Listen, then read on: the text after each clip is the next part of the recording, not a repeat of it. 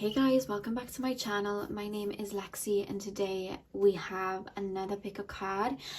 So today's pick a card was a request and it is where do your psychic gifts come from and what are your psychic gifts? So as always, I'm keeping this open. This can, we can get our gifts from so many places. Our ancestors, it can, come down our family line. It can come from past lives. So I'm really going to be tapping into that, seeing what gifts are the strongest that come through and where you developed these gifts. So we have pile number one, which remember all my readings, they go from left to right, but pile number one, we have the labradorite.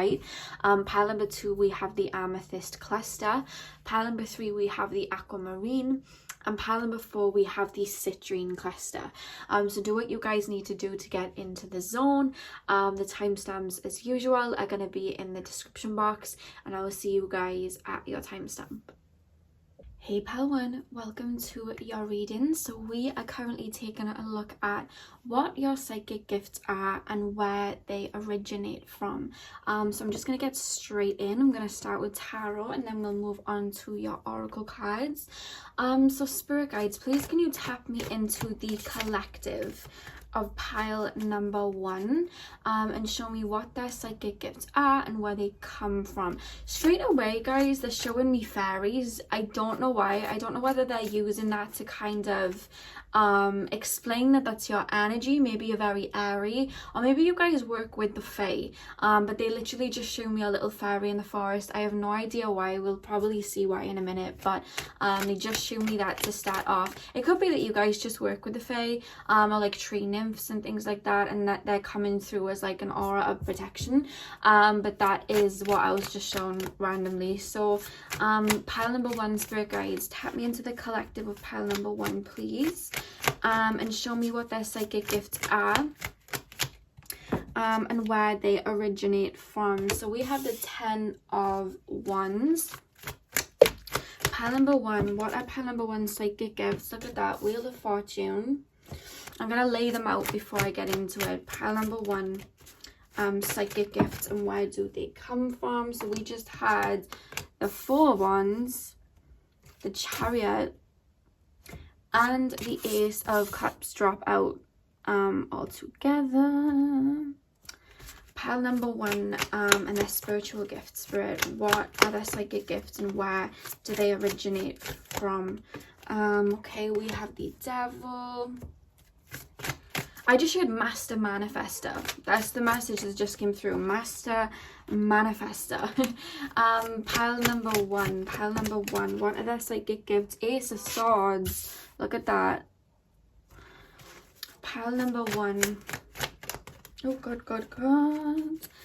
Pile number one, what are their psychic gifts and where do they come from? And we have the Moon as well. Straight away, I want to say you were born as an intuitive. That literally came through when I just looked at the Moon. You are very, very intuitive. I'm actually being told that you very much, you may consciously not be aware of the lunar cycles, but I'm being told that your subconscious is, and your physical body is, and your soul is. I'm being told on full moons you'll get very vivid very vivid dreams. I'm being told that it could be a new moon in Virgo, you don't even realize it, and you wake up that morning, you're organizing things, you've got a routine going and you don't even realize it, but the moon could be new moon in Virgo, or it could be a full moon in Pisces and you're doing all this releasing and crying. It's your emotions are very affected by the moon, very affected by the lunar cycles. I feel your whole body is. I'm being told your menstrual cycle for you females, I feel that may be affected by the full moon cycle. There's something about that. I feel you have a very psychic moon placement in astrology as well. You may be an Aquarius moon, a Pisces moon. I'm being told you may have your moon in the 8th house. But whatever the case, it could be moon in Scorpio as well.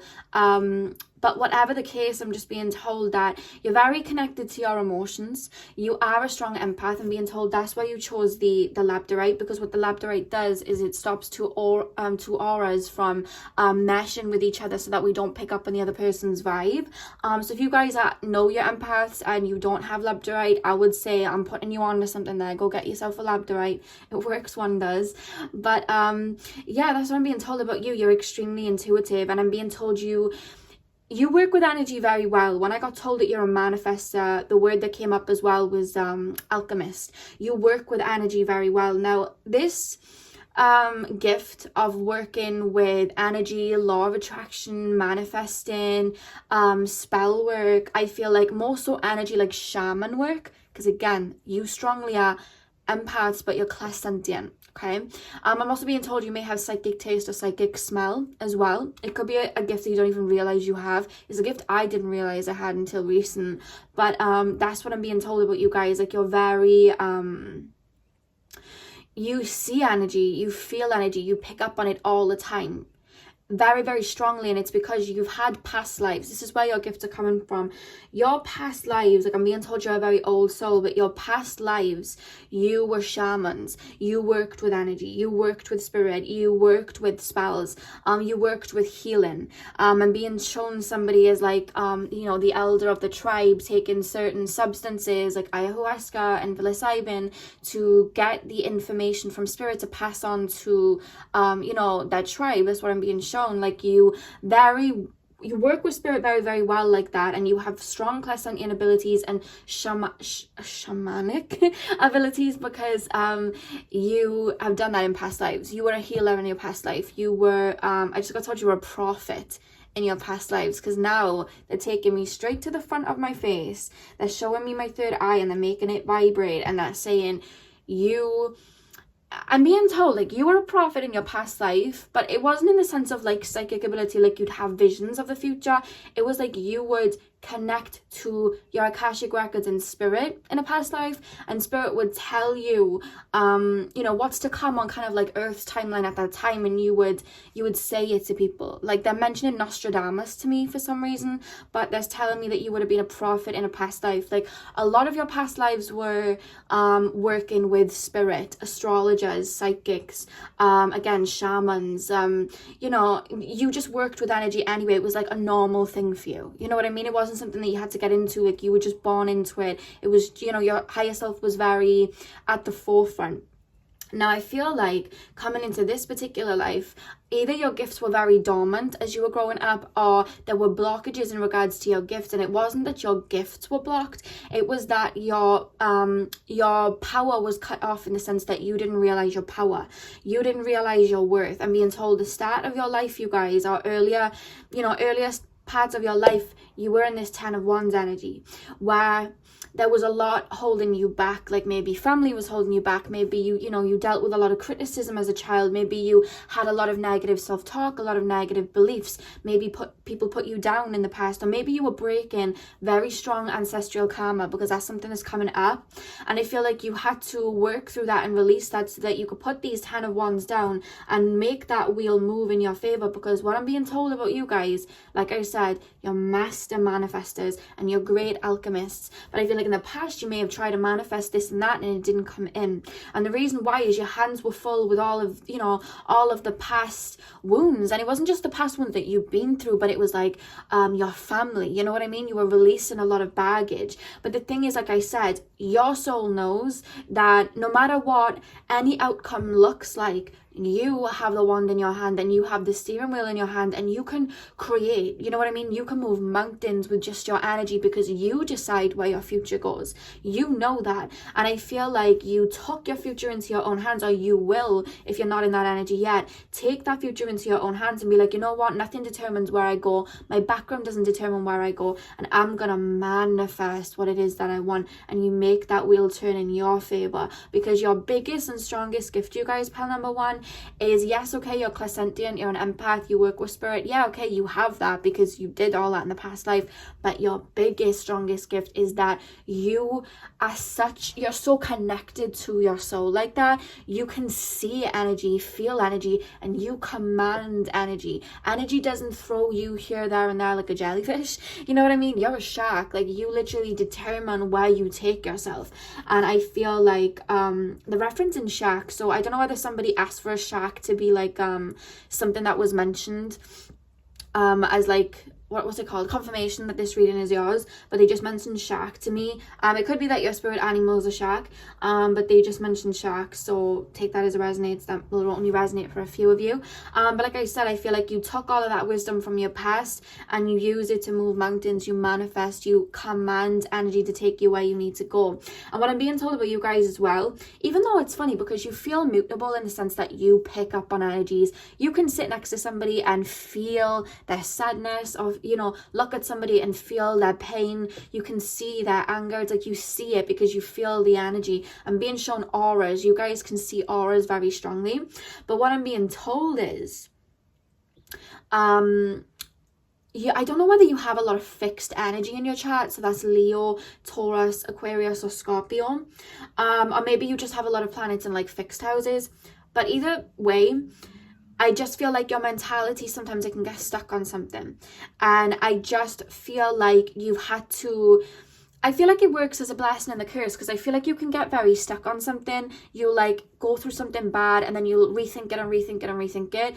In a way, it's a blessing because it allows you to analyze it, to look at what you learned, release the past, etc., etc. But then it's like your it's not your soul, or it's your mind. It's your conscious mind. It's like your mind doesn't know then when to let go. You know what I mean? It's like when somebody cleans and then they don't stop cleaning, and it's like, okay, everything's shiny now, we can stop, but they keep going out of like perfectionist energy. I feel like that's you guys. Like, you'll look back to certain scenarios, and it's good that you do it because you analyze, you release, you understand why you went wrong, where they went wrong, you understand the lesson, you heal it, and it's great. But then you keep going over it, and there's a time when you need to just like let go. I feel like sometimes you guys have a trouble of like letting go from situations to move into new phases. I do feel like you're working on it, but that's just what came through. But in a way, it like helps as well, because I feel like when you're fixated on something, you're fixated. I don't know whether your Mars placement is in a very fixated sign. So you may have Mars in Leo, Mars in Scorpio, Mars in Taurus, Mars in Aquarius. But either way, it's like you have an idea and you stick towards it and you fixate on it and you apply your physical sense. But the magic comes in the sense that you apply your spiritual sense. And like I said, you're alchemists. So when you have a goal, like, you will literally lay those foundations, stick to it, and you use the spiritual side to manifest, to build something for you. And that's what I see you guys doing in this lifetime. Like I said, you're moving mountains, you're turning water into wine, Spirit just said. Like, you're literally you're making miracles. They're referring me to the Bible. I don't know whether some of you guys are religious, but they're referring me to the Bible, and it's like, you're religious, like you're religious. You're my mind, like, I don't even know what's coming out of my mouth today. Like, my vocabulary, if I just say random things, I apologize. This is why I've been taking the week off, because my mind just, I'm hearing words and I'm just saying it. But yeah, they're telling me that you're able to make miracles. You know what I mean? Like Jesus did, like, made water into wine. They're telling me that. And I feel like you're going to make a lot of abundance out of your gifts. Like, again, with the Devil and the Ace of Cups, they're mentioning it like you saw a lot of trauma. There was a lot of codependency. There was a lot holding you back. But you transmuted it like a phoenix. Again, remember I said you guys may have your moon in the 8th house? They're showing me the 8th house now. So you may have certain planets in the 8th house, because you guys are like a phoenix. You know what I mean? You go through certain experiences and they phoenix you so that you can create this abundance. And I'm being told every time that you were shot down, you rose back up like a phoenix. And I feel like you've been through a lot. But every time you hit rock bottom, it's like new parts of yourself were discovered. And it was because your higher self was coming through. You know what I mean? And I just feel like your heart is gold. You know what I mean? Your heart is gold and it's full of strength, and I feel like your gifts come from that, because the reason you have such a beautiful heart and such an open heart is because you're connected to your higher self and spirit, because you know, the ultimate energy, the highest energy is love. And I feel like you're connected to that. And I feel like because of that, you're able to transmute all this negative energy that you may have been tapped into in the past, you know, release it and turn it into abundance. And I'm being told to tell you, Spirit doesn't just choose anybody to be their messenger, or Spirit doesn't just choose anybody to go through these certain experiences to create abundance like this. You have a lot of power within you, and the universe doesn't just hand that to anyone. They chose you to have that because you have such a pure heart, and they knew you would do good with it, you know. And with the Ace of Swords and the Moon, I just feel like what I'm being told is you're a natural, intuitive, psychic, clairsentient. Like, I feel like you have a lot of gifts, to be honest with you. You're empathic, you're a natural at it. But it wasn't that, you know, you had to like work on these gifts and you had to, you know what I mean? You had to tap into them and you had to like force them to be what they were. In the past, you didn't see yourself as this very strong person. You talked down on yourself. And it wasn't that you were like learning these gifts. You were coming back to these gifts. What you were learning is to see yourself with this crown. See yourself as this strong soul that you are, so that you could integrate these gifts and not second guess them. Because I'm being told you've always had these gifts, but you second guess them. You know what I mean? Like, messages would come through and you'd be like, oh, that was just my logical mind, you know. Or you'd see Spirit and you'd be like, oh, that was my imagination. Or, you know, there's like things here where you could have just taken that leap of faith, but you'd stop yourself like, oh, you know, that just seems too irrational. Like, I can't do that. Who am I to be doing that? I'm being told.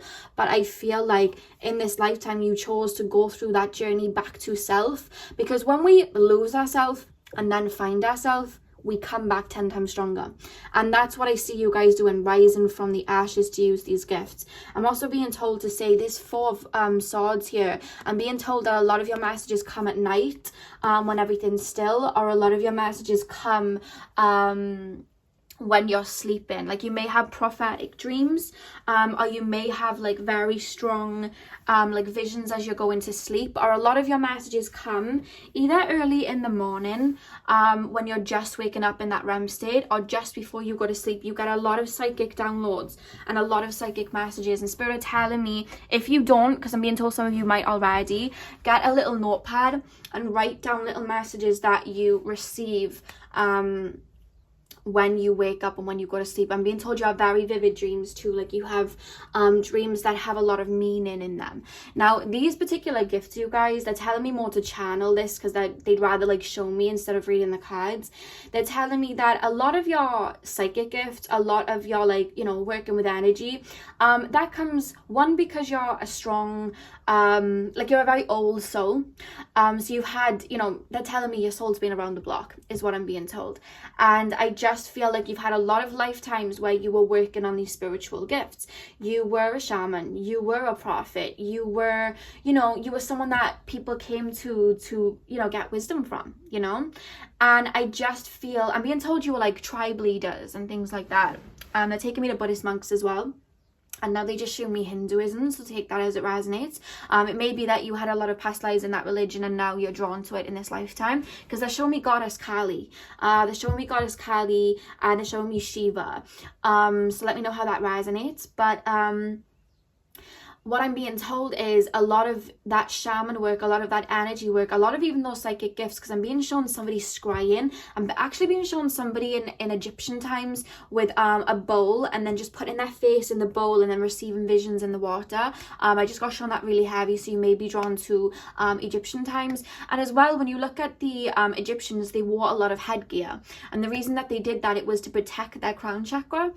And they're showing me that, and they're showing me, like, I don't know whether you guys wear a lot of like bandanas, or you guys wear hats or head wraps and things like that. I'm being told that if you are called to do that and you do that a lot, it's because you're protecting your crown chakra, like your soul.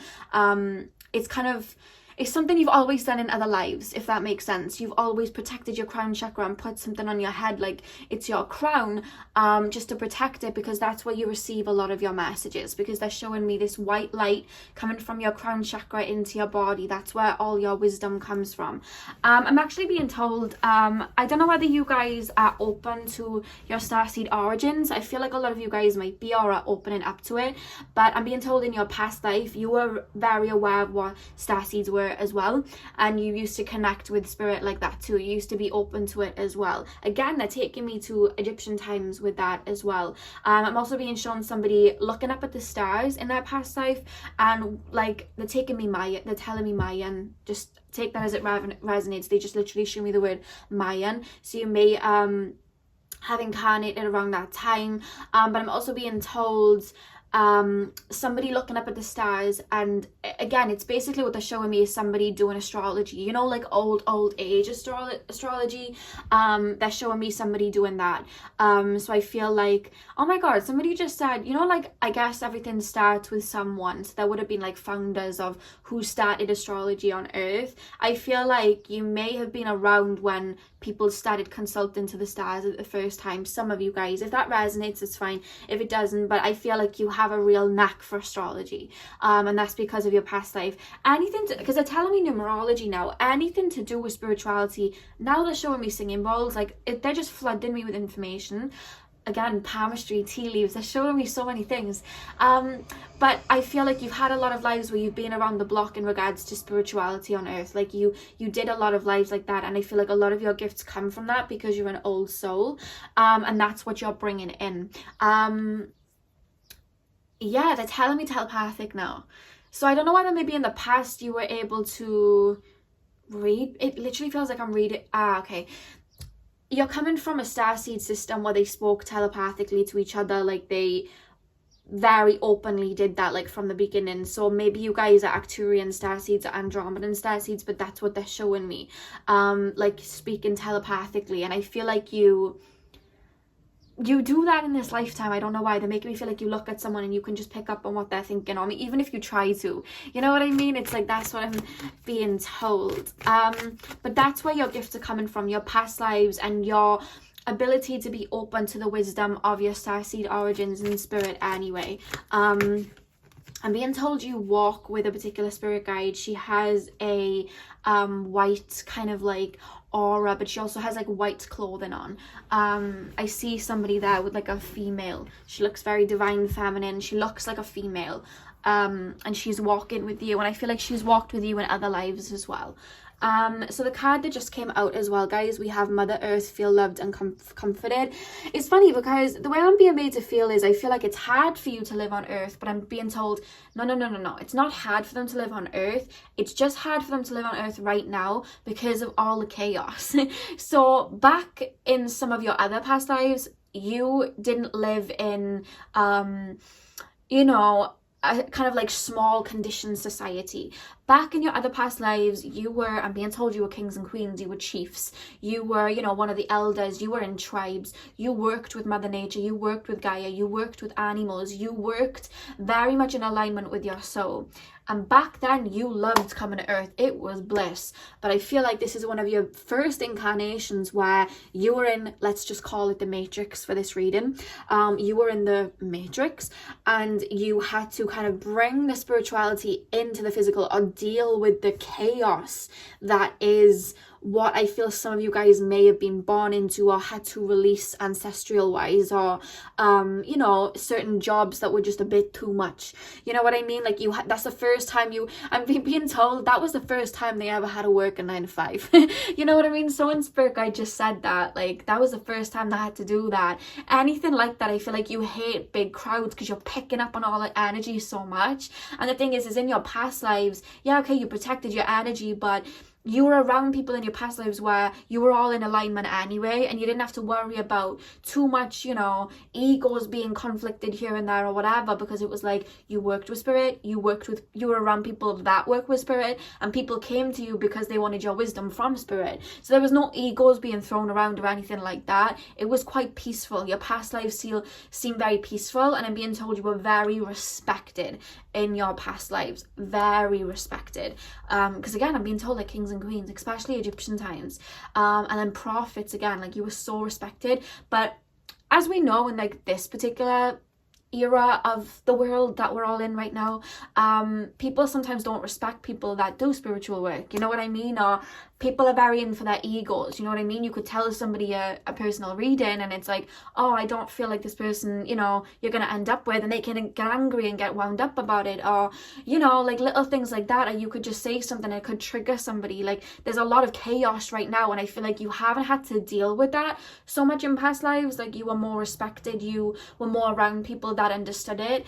And even just like bringing the spiritual into the, you know, the physical world, or dealing with the mundane tasks of the physical world, like 9-to-5 jobs, or like learning to drive, I feel like that's very hard for you. It's been really hard for your mind to adjust. It's like you'd rather cocoon, and being shown Cancer, so you guys may have prominent Cancer in your chart. It's like you like to cocoon and stay away so you can tap in. You guys as well may be a life path 1, 7, 11 or 33. I don't know why, but that came through. But that's what I'm being told. You like to spend time on your own. You like to connect with spirit. And I just feel like it was really hard for you to go out there. And I feel like sometimes you tell yourself, I don't like being here. I don't like being on earth. Like, I don't like it. But it's like you actually, your soul loves coming here. It's just this particular incarnation, you had a very difficult task. I wouldn't say difficult task, but it was like, you chose to challenge yourself. Like in the past, it was like, okay, I've done all of that now. I've channeled for spirit. I've done all of that. Why don't I go into an area where I would be closed off, and then I wake up to myself and I work on these internal wounds, because I've aced everything else now. Like that's the way your soul is making me feel. But your soul actually loves Gaia. Like your soul loves the earth. Your soul loves animals. Your soul loves nature. Like your soul loves it, you know? I'm being told, like I'm hearing somebody say, I hate the world right now, but I love Mother Nature and I love animals, and I love, it's like I love people, but I don't like them sometimes. It's like I don't like people's, you know, like people can be mean, you know what I mean? People can be quite like low vibrational and egotistical, and let's face it, some people are quite nasty. They have nasty streaks. Like let's just put it black and white. I feel like that really hurts you because you're so empathic. It's like to feel that, it's just like, why would you have that mentality? Because you're so at one with yourself and so full of love. And I feel like with the Devil card, you've seen a lot of pain and hatred that you've had to release, and you're just like, why can't we all love each other? You know what I mean? Why can't we all just love each other? Like that's the energy for you guys. Okay, we have the Peacekeeper, let go of the need to be right. Now let me tell you guys, like I said, you are well respected. You are leaders in your communities. You were kings and queens, it feels, right? And I feel like you are used to sharing your wisdom to people. And remember what I said, you're used to people respecting your viewpoints, right? In the past, you were the leaders, you were the teachers, right? So you'd tell people, okay, we shouldn't act like this, or we shouldn't do this, we should do this, because if we act this way, then it's better for our souls. And the people around you back then, they'd respect that, and they'd be like, yes, okay, like I get it. Now in this lifetime, because obviously that was part of your soul coming through, you still have that chief-like mentality. You still have that mentality of, and it's not in the case of I'm right, you're wrong. It's just like, I know what we can do so we can all love each other. Like you have the interests of humanity at heart. Big Aquarius energy here. You may have a lot of Aquarius in your chart. You have the interests of people in your heart, and you try to explain to people like, you know, maybe we shouldn't see it from that lens, maybe we should see it from that lens, or maybe we should do this or do that. But I feel like that's caused you to butt heads with people, because some people just don't want to listen. Some people are not going to see things from your point of view. And like I said, you are a very old soul, and I feel like you came and incarnated in an area or around people that may be operating from a very low vibration, which doesn't mean you're better than them or anything like that. I'm not saying that. It's just that you see things from a higher perspective. So when you're explaining it to them, whereas in the past people would understand because they'd be seeing it from your perspective, and they'd be like, oh yeah, okay, I won't do that anymore, and we'll start acting like this, and that way we can evolve spiritually. You try to tell people that now out of like their best interest at heart, and you say it in a very chief-like way, whether you realize it or not. And I feel like people may get their back up with you, or people may get annoyed at it, or people just don't listen, and it upsets you, because in the past you were well respected for what you had to say. And I feel like, you know, like I said, people are very egotistical, so you're like, why aren't people listening? Like, I'm trying to help them. Or maybe you've tried to help people in their relationships. Maybe you've had friends that have gone back to toxic relationships, and you've been like, tried to show them the spiritual side of it, or tried to show them an elevated side of it so that they could change, and they kept going back, and you'd be like, oh, why? And the energy here is let go of the need to be right. And I'm not saying that you're not right. What I'm saying is, the people who are meant to listen will listen. And I feel like sometimes in the past you've had to learn not to argue with people, or not even argue, but to try and you know, hey guys, come this way, I know the answer. You've had to learn not to do that, and instead hold your light, say your wisdom, and who is meant to follow you will follow you. And if people need to wake up to it in their own time, they can. You know what I mean? Like, you've had to learn that. Maybe you've wanted to heal people, and you've had to learn, actually, I can't heal the people around me right now, and I can't make them see things from my perspective because they're just not there yet. All I can do is spread my light, you know what I mean, and hope that they see that within themselves. You've had to learn that, and it's not that. I feel like maybe people have branded you as argumentative, or why do you always need to be right, or something like that. And it's not that, you know, you're an argumentative person. It's just that in the past you naturally were the chief, you naturally were the one that told people information. So it's like, in your soul, it's like when people are asking you questions, you say it, and then people may not follow, you know, those instructions, and you're just like, oh, you know what I mean? Oh, like, it's like people, I don't know, it's like you're still stuck in that mentality from your past lives, which I feel like works for you, because I feel like you're supposed to teach and be that kind of high priestess in this lifetime. But it's like, sometimes you get irritated, or sometimes you'll get annoyed, like, why aren't they listening? Or like, why is humanity doing this, and why are they all hitting each other? We can just, you know, I have the answers, like, we can just all be in, you know, like, operate out of love. And you see people acting in different ways, and it's like, oh, come on guys, like, why? But Spirit's calling you to just keep saying what you need to say and open up your heart, but don't try and convince anyone. Just say it, and whoever needs to follow will follow, because people will, you know, reach that point in their own time. Everybody's on their own journey. But you do have that energy. I do feel like you were chiefs of like tribes and things in past lives. Look at that. Sound of the universe. Yeah, very connected to your starseed origins, pal number one. Very connected to your starseed origins. And you know, I saw that white light at the top of your head, and we have this little star here. I feel like you're very celestial. I do want to say that, but like a 5 and 1, it adds up to 6, and it's ruled by Venus. Very, you know, you operate from the heart. But I just feel like the universe talks through you. I don't know why I'm being made to say that. Like, you feel the energy of the universe, and then you just speak it out, and you don't realize that the words that you're saying are words of wisdom, words from your starseed origins, words from your spirit guides right next to you, like words from the universe itself. Like, I just feel like you, your life is just going to be this one big unraveling of who you are on a soul level, I'm being told.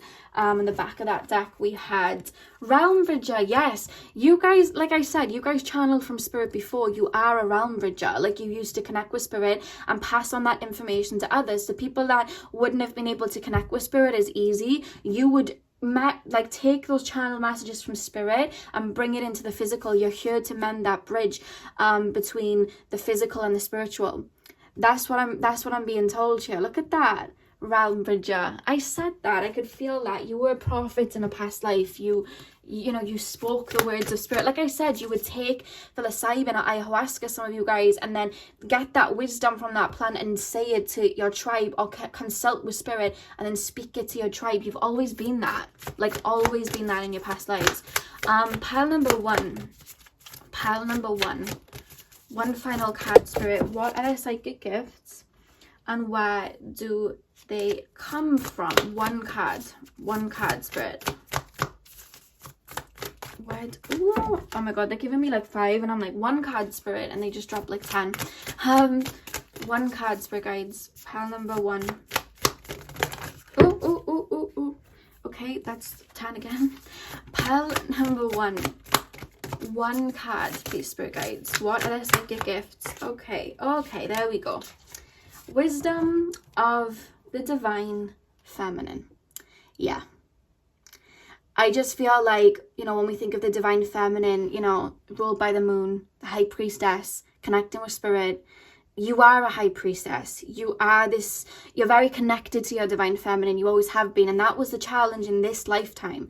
You've mastered the divine feminine, but it was tapping into your divine masculine and working through those wounds so that you could see the power in yourself and balance that out with the divine feminine so that you could bring the spiritual, the celestial into the physical. Make a business out of it. Travel the world and, you know, give your messages. Reach people around the world. That's what you've been doing, you know?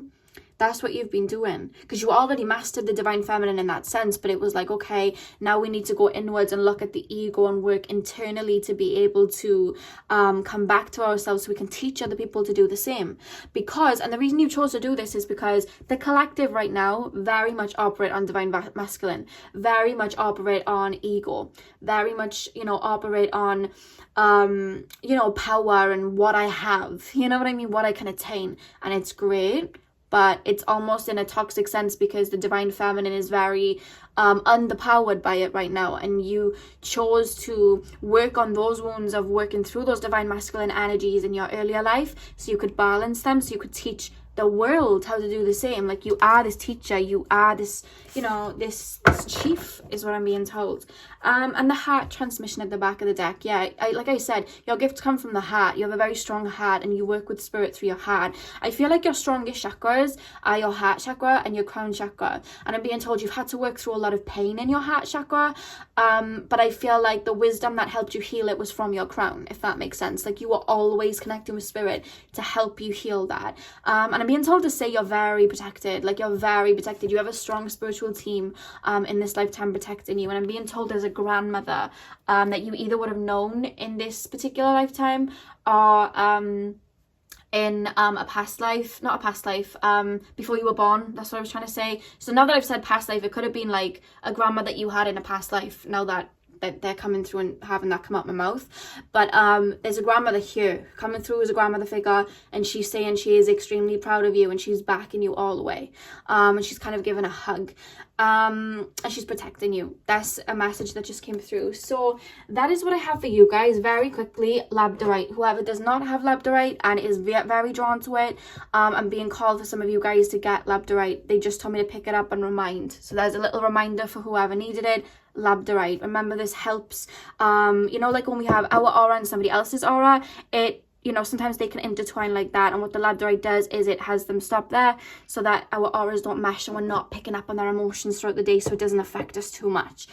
So whoever needed that little reminder, labradorite. Okay, so that's all I have for you guys, pile number one. I hope you enjoyed this. I hope it resonated. I'm sending you guys all of my love. Hit the thumbs up and comment down below if you enjoyed. Hit the subscribe button if you haven't already, and I hope you have a beautiful morning, afternoon, evening, whenever you're watching this, and hopefully I'll see you guys in my next video. So thank you guys for watching.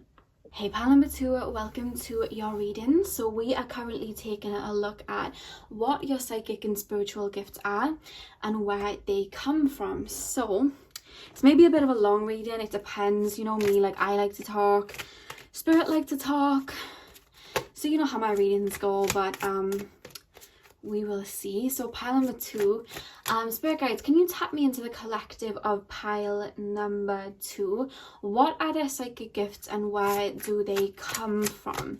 They keep telling me like analytical, like you analyze people. I don't know whether you're like a psychologist or something like that, or you just naturally like read people, spot things that other people don't see. They're taking me to Scorpio energy, of course, but they're also mentioning Virgo energy too. Like, there's something very analytical. You see things that other people wouldn't spot. I don't know how that would come through as a gift, but that is just something that they straight away tap me into. Like, they put me in your mind frame of like noticing body language, you know, like someone, you know, like when you see people and they like work on like crime investigations and they spot things, like little things. I don't know why they're making me feel like that, like you see things like that. I don't know why that would come through as a gift of yours, but that was just shown to me. Pile Number 2. Pile number 2. What are their psychic gifts and where do they come from? What are pile number 2's psychic gifts and where do they come from? Okay, so we have the 7 of Cups. What are pile number 2's psychic gifts and where do they come from? I'm going to lay the tarot before I get into it. We have the 8 of Wands. What are pile number 2's psychic gifts and where do they come from? Okay, we have the Queen of Cups.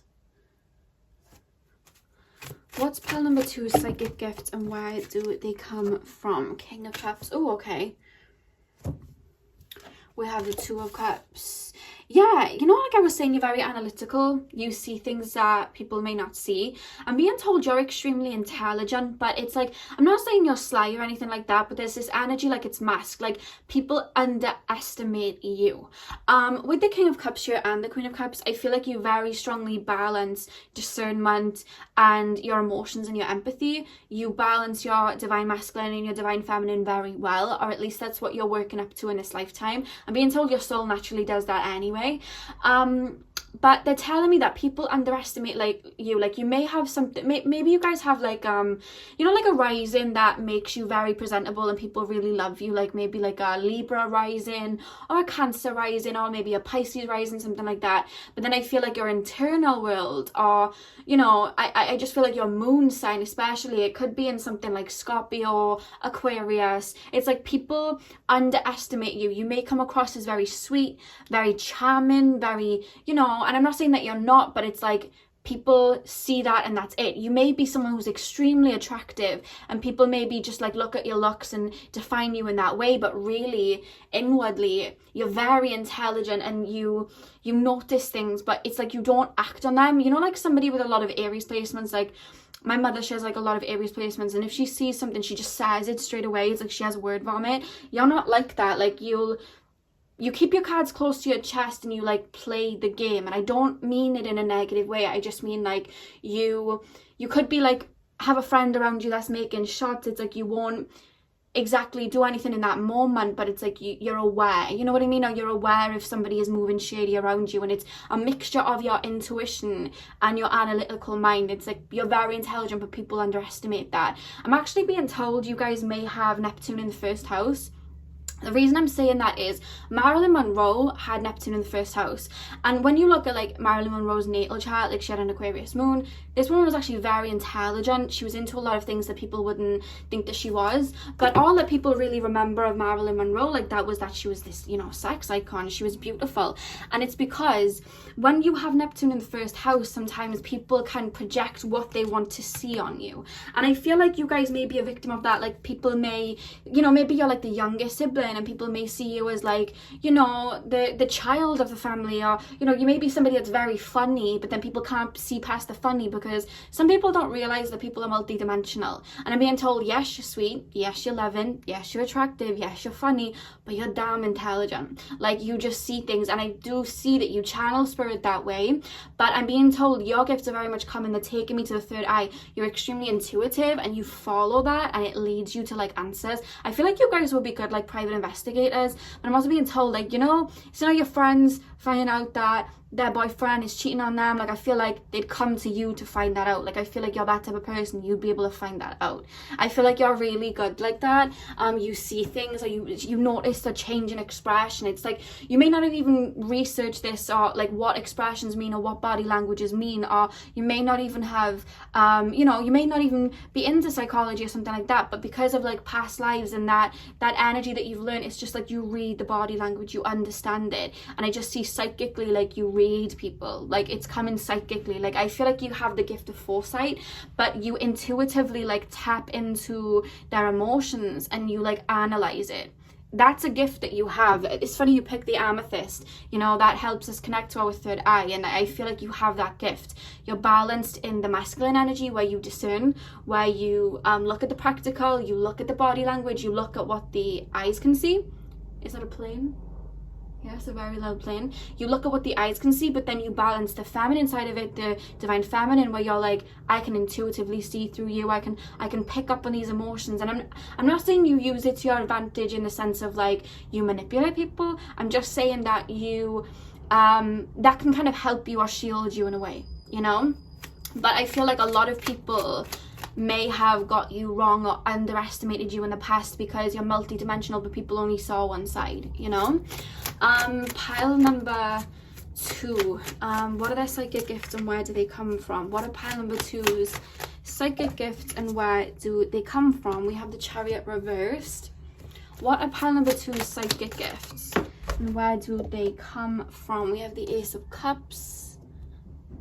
What are pile number 2's psychic gifts and where do they come from? We have the King of Pentacles.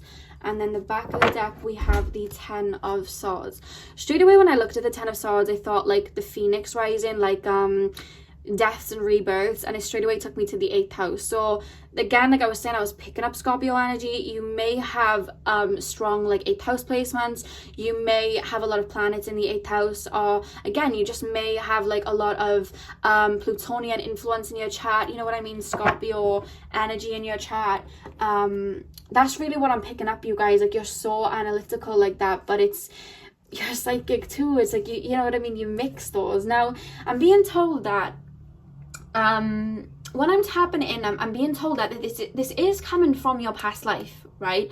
These gifts are coming from your past life, but it's sometimes when I look at past lives, so it's quite interesting because I'm seeing something new here. When I look at past lives, there's usually a theme of what the soul would have been learning. So it could be that they were always focused on the divine feminine, and now they're bringing in the divine masculine in this lifetime. Or they may have been focused on the divine masculine and power, and now they're working on the divine feminine. But with you guys, it's like your soul already mastered the divine feminine, and your soul already mastered the divine masculine, and now you're able to balance those two. And I'm actually being told that it may be a mixed bag, that in a lot of your past lives, if this resonates for you, you may have been somebody that I don't know why I'm being drawn to like working with people that would have been in you know, working in like mental assignments in the past, asylums in the past, or something like that.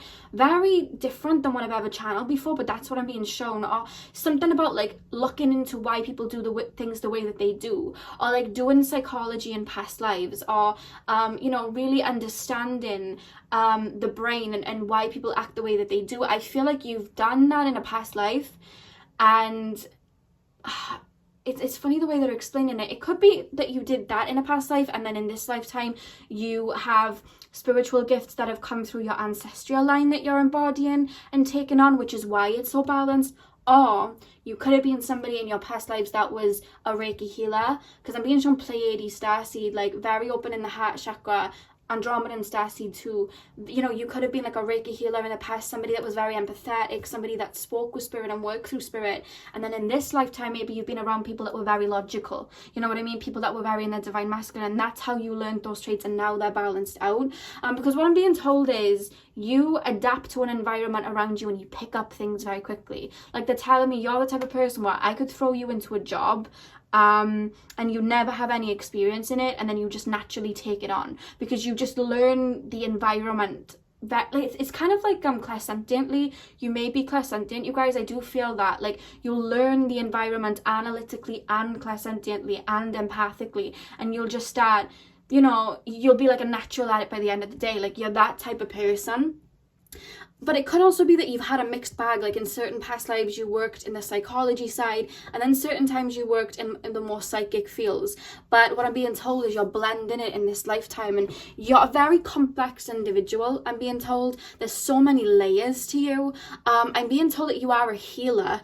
You are here to heal, but there's, again, you're balancing that masculine side of looking at the psychology side of it, and then bringing in the spiritual side of it to meet in the middle. Because say now we're just looking at something through a psychological lens, we're missing a part, a vital key, which is the spiritual lens, which is why things go the way that they do.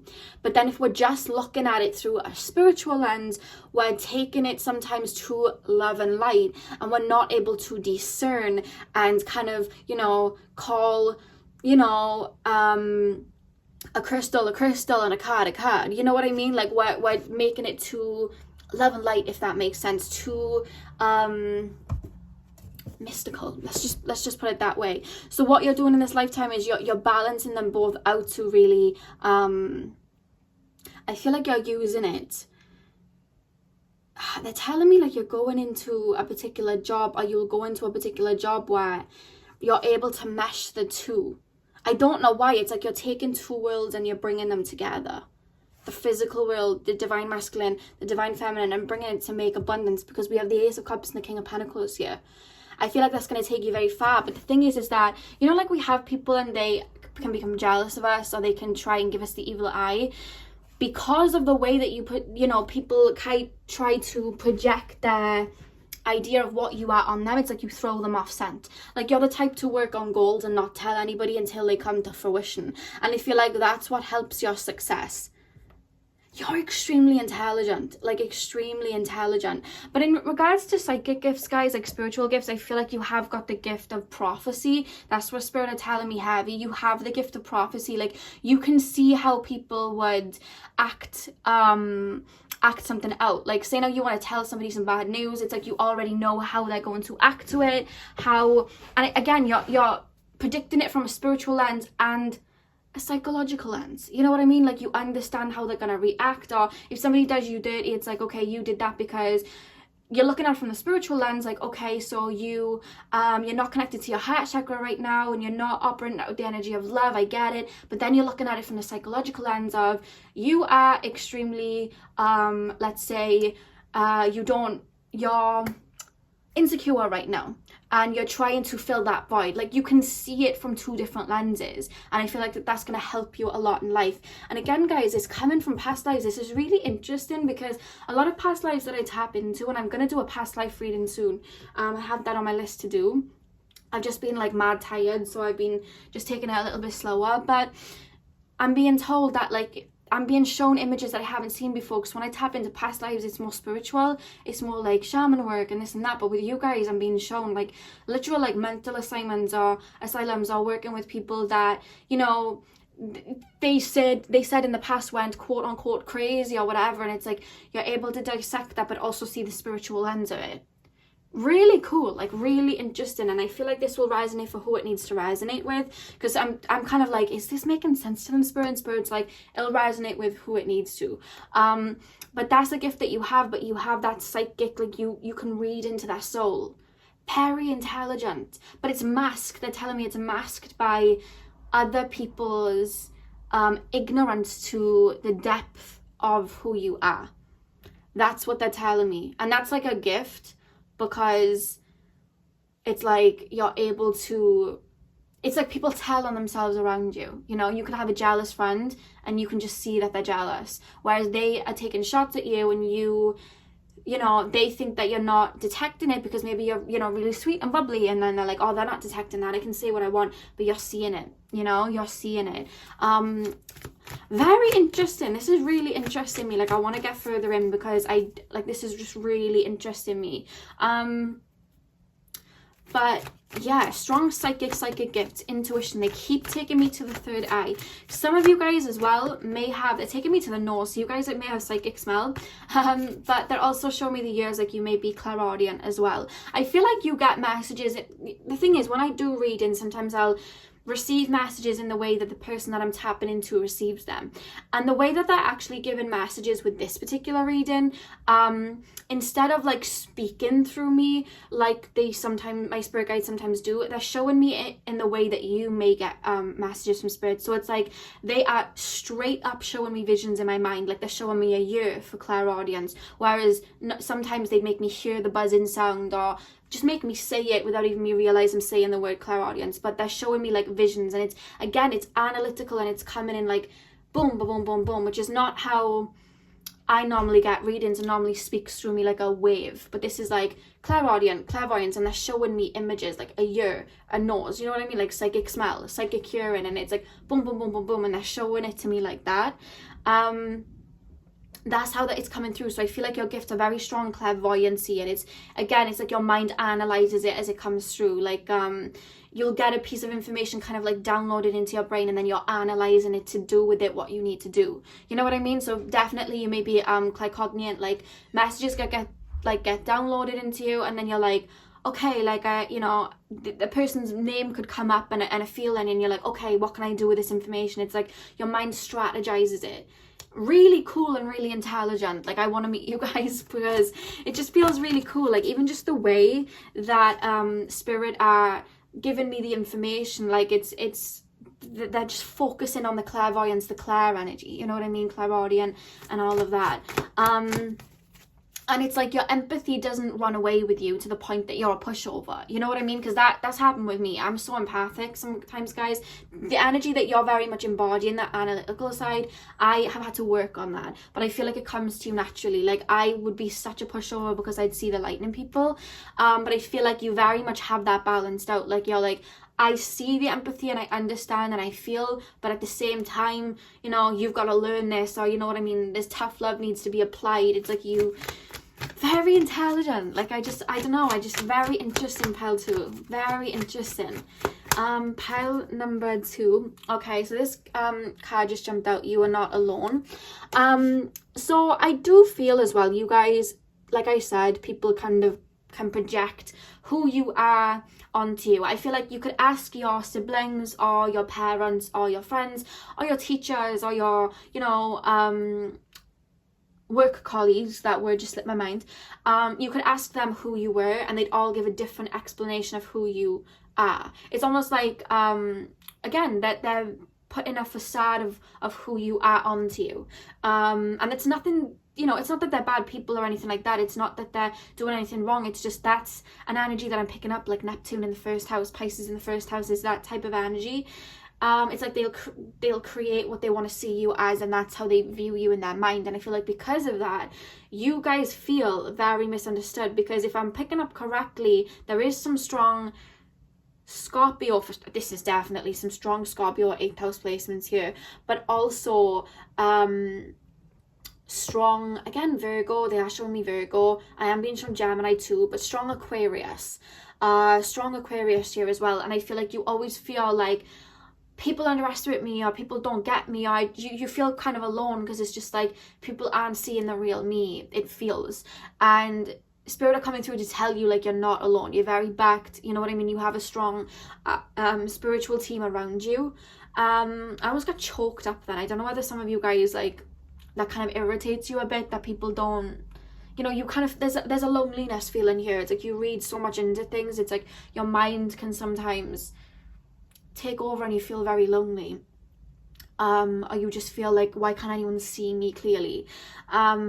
But your spirit guides are very strongly around you, and you are going to draw in people that see things the way that you do. I don't know whether some of you guys are going into like law or like crime investigations or something like that. They keep showing me that. Like, I don't know whether that's something you have like a draw into, but they're telling me that, I don't know whether you're going to mix like the crime side with the spiritual side and mix it together, or whether you guys are just very drawn, because they keep showing me like crime investigation, like things like that. I feel like you're very good at that. A private investigator, something very deep down that route, I feel like you'd be really good at. But they're telling me that the more that you embrace both of these sides, the more that you're going to draw in people that are just like you, and you're not going to feel like that anymore. You know what I mean? Pile number 2, where do their spiritual gifts come from? Yeah, look at that. See from a higher perspective. See from a higher perspective. You're very beautifully connected to your soul and your humanness, and a lot of the time it's like people are only connected to one very strong. A lot of people are more connected to the human side, the critical side, the you know, that side, and then you have like, even sometimes a lot of spiritual, you know, people, they can be so connected to the spiritual side, but they're not looking at the analytical way. And I just feel like you are working in the higher minds of both. You know, you see things from a discerning way, but it's in a positive way. You don't use it out of negativity, because you're using it from your higher human mind. They're making me feel like you're very advanced at it, but then the soulful side, it's like you're not getting swept away with it. You're not having people take advantage of you because of it. You know, you're not, it's not ruling your life. You're seeing it from an elevated perspective, because your higher self is very strong within you. Very intelligent, you guys, like just really intelligent. I have to keep saying it. But your psychic gifts, I'm being told again, there is an element of past life, but they keep saying it's coming through They're telling me some of your psychic gifts have been dormant in your family line. You've just been able to open up to them. That's come through. That'll only resonate for a few, Spirit is saying, but some of your psychic gifts, they're also taking me to like the third eye, intuition, you know, empathy side. They have been dormant, but you're opening up to them. So with that logic, maybe some of you guys were around a lot of analytical people in your you know, growing up stages, your home life. That's what I was trying to say. But we have bask in joy and light at the back of the deck. There is an energy here to not let your mind rule you, you know, because you're so analytical. There's a message coming through to allow your mind to just chill out sometimes, you know what I mean? Because you see so deeply into things, but there's an energy to how can I explain it? Very Scorpio energy, in the sense that you are very discerning, but sometimes you're very slow to allow people into your circle. And I get it, you want to discern and whatnot, but there's an energy to try and open up a little bit more to allow people in. That was just a message that came through with that. May not resonate for all of you, but that was what I just got told. Pile number 2, what are their psychic gifts and where do they come from? What are pile number 2 psychic gifts? And where do they come from? You're not scared of the dark at all. You know, like the darkness in people, it's like you don't let it phase you. Like you understand, and you know, you see the empathy, but it's like, you know, some people, they wouldn't want to face their shadow, or they wouldn't want to face, you know, going into an asylum or something like that from the past. Like that would be really creepy to them. Whereas I feel like you just stare into the darkness because you still have that connection to your light side. You know what I mean? The divine feminine, and you're like, fear is a lie. You know what I mean? Like, I don't care. I want to tackle it, because the thing is, nobody's scared of the dark, they're just scared of what's in the dark. And you're like, I want to find out what's in the dark so I don't have to fear it anymore. That is really cool analogy the Spirit just showed me, but that's the way that they make me tap into the way that you look at life. If I find out what is in the dark, then I don't have to fear it anymore, so I'm gonna find out. That's really cool. That is really cool. So we have radical expansion, and can you see her little heart there? It, you know, grows and grows into this really big dragon. You have a very beautiful big heart, a very, very beautiful big heart. And I just feel like anything that you do, it's for people. Does that make sense? Like, for example, like I said, people may put projections on you because you're very analytical, because maybe you don't allow everybody into your circle, you're selective. People may put a label on you like, oh, that person's cold, that person's mean, and it's not that. You have a very big heart, you know what I mean? That's why you came here, you know what I mean? You love to discover things, but it's like people put that kind of like analogy on you, you know. And the back of the deck we have Realm Bridger. Now Realm Bridger came back as the back of the deck on pile number 1, and it came through in a different way, because again, the way that they're making me feel with Realm Bridger here, it's like you're taking the psychic, you're taking the spiritual side, and you're blending it with the analytical physical side to create abundance. And you see how she's analyzing that little, what looks like an orb? I feel like that's you. Like your soul, your higher self loves to learn, loves to understand, loves to dissect. Very like that. I'm actually hearing some of you guys may be Arcturian starseeds, but you love to dissect, and that's why your soul came. They love to learn, you know what I mean? Learn about, you know, how human beings do what they do, and learn about the mind, and learn about that. But you're still very connected. You see how she's looking at that to see what's going on there, but she's still holding on to that ball of light. Like you're analyzing, let me bring it closer so you can really see. You're analyzing here, but you're still holding that light and wisdom of spirit. That's what I'm being told with you guys. Very interesting. This has been very interesting for me. I really enjoyed this. One more card, Spirit Guides. One more card. That was supposed to be on the back of the deck. I don't know why I placed it there. I'll put it by here so you can still see it. Pile. I love how I said I'll put it there so you can still see it and it's out of view of the camera. Let me put it over there. There you go. Pile number 2. Pile number 2. Whoa, every card just jumped out. Pile number 2, what are their psychic gifts? What are their psychic gifts, Spirit Guides? What are their psychic gifts? Look at that, hold your center. Again, do you see how it's like the soul is there, but the human body is there? It's like you are holding onto your soul and the gifts of your soul and the wisdom of spirit while still connecting to the physical body. It's like you're walking both of those paths, if that makes sense. You know what I mean? You have the spiritual world there, you're very intuitive, you have these gifts, but you're still embracing that physical body. There's a good balance here, you know? Wow. Okay. This is something that, honestly, guys, like, I've never done a reading like this. This has been very interesting for me. I hope it has been for you guys too. And the back of the deck, you guys, we have paradigm shift. Do you see that? It's like you're opening doors to new ways of looking at things. You know what I mean? It's like you're open to your Akashic records and the wisdom that comes through. But at the same time, you're like, okay, I want to learn this, this, and this. That's really, like, just really cool. That's the only way I can explain it. It's cool. And the little, like, patterns here, I don't know why this just reminded me of the Akashic records. I don't know why. It's like you see from a higher perspective. You may be in your physical body, but you see from a higher perspective. Very cool. Very cool. So that is all I have for you guys. Pile number 2, I thoroughly enjoyed this, and I hope you did too. So comment down below and hit the thumbs up if this resonated. Hit the subscribe button if you have not already. I hope you guys have a beautiful morning, afternoon, evening, whenever you guys are watching, and hopefully I'll see you guys in my next video. So thank you guys for watching. Hey Pal 3, welcome to your readings. So we are taking a look at what your psychic gifts are and where do they come from. So straight away, guys, literally as I started recording, they started showing me mermaids. And I know you guys picked the aquamarine crystal, but I don't know whether any of you guys have ever watched that movie that came out when I was younger. It was called Aquamarine and it was about a mermaid.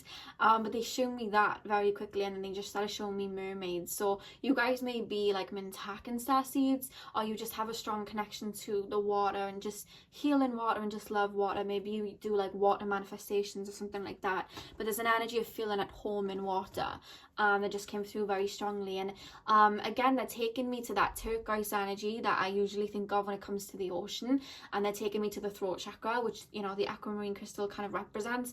And they're saying that, like, again, they're saying it's like a mermaid, like a siren, like you have a very like beautiful voice. I don't know whether you have a very beautiful singing voice, because they're showing me, like, you know, in Disney princess movies where like Snow White would sing to the birds, like they're showing me that, but they're saying you have a very angelic voice, a very beautiful voice, but you have a healing voice is what they're telling me.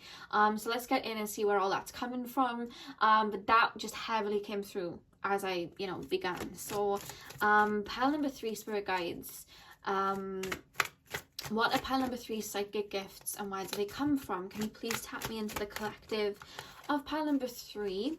What are their psychic gifts and where do they come from? What are their psychic gifts and where do they come from? So we have the Ace of Pentacles. Pile number 3, what are their psychic gifts and where do they come from? What, oh God, what are pile number 3 psychic gifts and where do they come from, spirit? Okay, we have the Queen of Wands.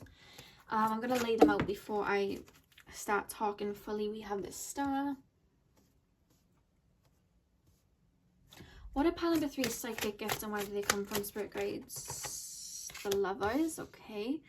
What are pile number 3 psychic gifts and where do they come from? Page of Swords. You're a joy. Can I just say that, pile number 3? You are a joy. Like, you have a very nice, very sweet energy. I'm being told you have lovely smiles, whether you like your smile or not. Like, spirit's letting me know you have a very beautiful smile and you light up the room. You have like star power. You know, like you look at celebrities and they have that star power. Like, even if they're not the best singer, they just have something about them that just makes them them, like Rihanna or someone, right? They're telling me you have that, and I feel that with you. Like, you're somebody that I would want to spend time with. Like, I feel like I want to give you a hug. There's something about you that's very joyful. Like, you bring joy to people. They're almost showing me like a little fairy just like spreading smiles. Like, that's what I'm being shown. Pile number 3, what is pile number 3 psychic gifts and where do they come from? 6 of Swords. Pile number 3, what are their psychic gifts and where do they, oh God, we have the 9 of Swords, and then straight after the 9 of Swords jumped out and hit the camera was the Temperance card. And the back of the deck we have the Wheel of Fortune. So one of the things I want to say is that you are actually quite connected to the higher realms for sure. Like, they're taking me to the angelic realms. They're actually showing me angelite. I don't know whether you work very well with angelite or you just like are very drawn to that crystal. If you don't have angelite, I definitely would say maybe go look into that, because I'm being told that your aura very much radiates the energy of the angelite crystal, and the angelite crystal, you know, connects us to the higher realms. It connects us to our crown chakra and spirit, and I feel like spirit are always with you. And it's funny because the way that they're making me feel about you, you're such a light, and I feel like you're very connected to, you know, your starseed origins. I feel like you very much walk with spirit. They tell me you dance with spirit, like, you know, you're one of those people, but it's like you've been through a lot, and it's like you spread light even when you don't see the light within you. And by that I mean, I feel like you've been through a lot with the 9 of Swords right here, but it's like you've had to release a lot. Maybe people have done you dirty in the past, or maybe you've just seen a lot of adversity, you've seen a lot of pain, and you've had to release that. Or maybe people have taken advantage of you in the past, and you had to learn to kind of pour all that beautiful love within yourself. Because what I notice is the people that give a lot, and the people that have such a beautiful light and shine such a beautiful light, a lot of times it's either they don't see it within themselves, or at one point they had to learn to see it within themselves to really prosper. That's always what I see whenever I see someone with a divine heart like that and such a joy. They would have had a battle like that where they just didn't see it within themselves, and I feel like you would definitely resonate with that. And it's because you are a strong healer. You know, you work from the heart. You are such a sweet soul. Like, you're so sweet. You're such a happy person. I keep being shown like fire energy, like Sagittarius energy, Leo energy, Aries energy, but I'm also being taken to, like, you may have strong water in your chart, so you may have a lot of like Scorpio, Pisces, Cancer, or you may have a lot of placements in the water houses, but you're so empathetic. You have such a beautiful heart, and you give so much, and you have so much light to give. And one thing that I'm being told one of your gifts is that your light just keeps replenishing. Like, you could literally be hurt so much, and you phoenix, and you still have all this love within you. Like, no matter what happens, it's like your heart regenerates, because all this light, it's coming from your heart. And also taking me to your like solar plexus. Actually, I'm being told you're actually very in alignment chakra wise. Like, they're literally saying your chakras are very in alignment. I feel like you may feel like you're not in alignment like that. Like, you may be like, oh, well, you know, I've got to work on this and I've got to work on that, because you come down very hard on yourself, pile 3. But they're telling me like you're actually very in alignment. The only chakra that they would say to really give a lot of your attention to is your root chakra, like grounding into the physical. But I feel like the way that you ground isn't the mundane way of grounding. Like, you know, like people will say, okay, to ground yourself, you've got to earth, you know, you've got to put your feet on the bare, you know, bare ground, or you've got to maybe do physical exercises. I feel like your way of grounding is different. Like, I feel like your way of grounding is dancing, or your, you know, way of grounding is painting, and that connects you to your, you know, higher self and removes any energies. Or your way of grounding is just sitting in silence or contemplation, or just being out in nature and just going for a walk. Or again, there's something about water and the sea, like the ocean, being in the water, showers and baths. I feel like that's how you ground. It's not like the typical, okay, we've got to work out in our physical body. Like, even when you do work out, it's like yoga or dancing. There's something about dance here that would really help you. That connects you to your light, because you're so, like, I feel like you guys may be like Lyran starseeds, Pleiades, definitely like Pleiades energy I'm picking up, Andromedan again as well. I am picking up Andromedan energy comes up a lot. But whatever the case, your soul naturally is very free-spirited in nature. You are an alchemist. You have such a beautiful energy. Look at the Ace of Pentacles. They're telling me you have a lot of talent and a lot of gifts. And again, you're very passionate. I feel like you have a knack for witchcraft. I'm actually being told you work with herbs and elements very well. And this is actually something that has been passed down through generations, but it was dormant until you picked it up. So whether you picked it up or not, I'm being told that anything to do with like reading tea leaves, working with herbs, you know, like Wiccan spells, or just like, again, I'm being told hoodoo, any type of witchcraft with herbs or elements of the earth. Again, it could even just be working with crystals. Your ancestors did this. At one point it got blocked off or taken away or just became dormant until you picked it back up again.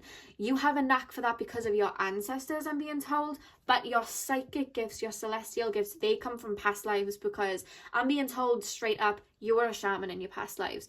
You've always had this very open heart whenever you've come down to earth, whenever you incarnated. You've always had this healing energy within you.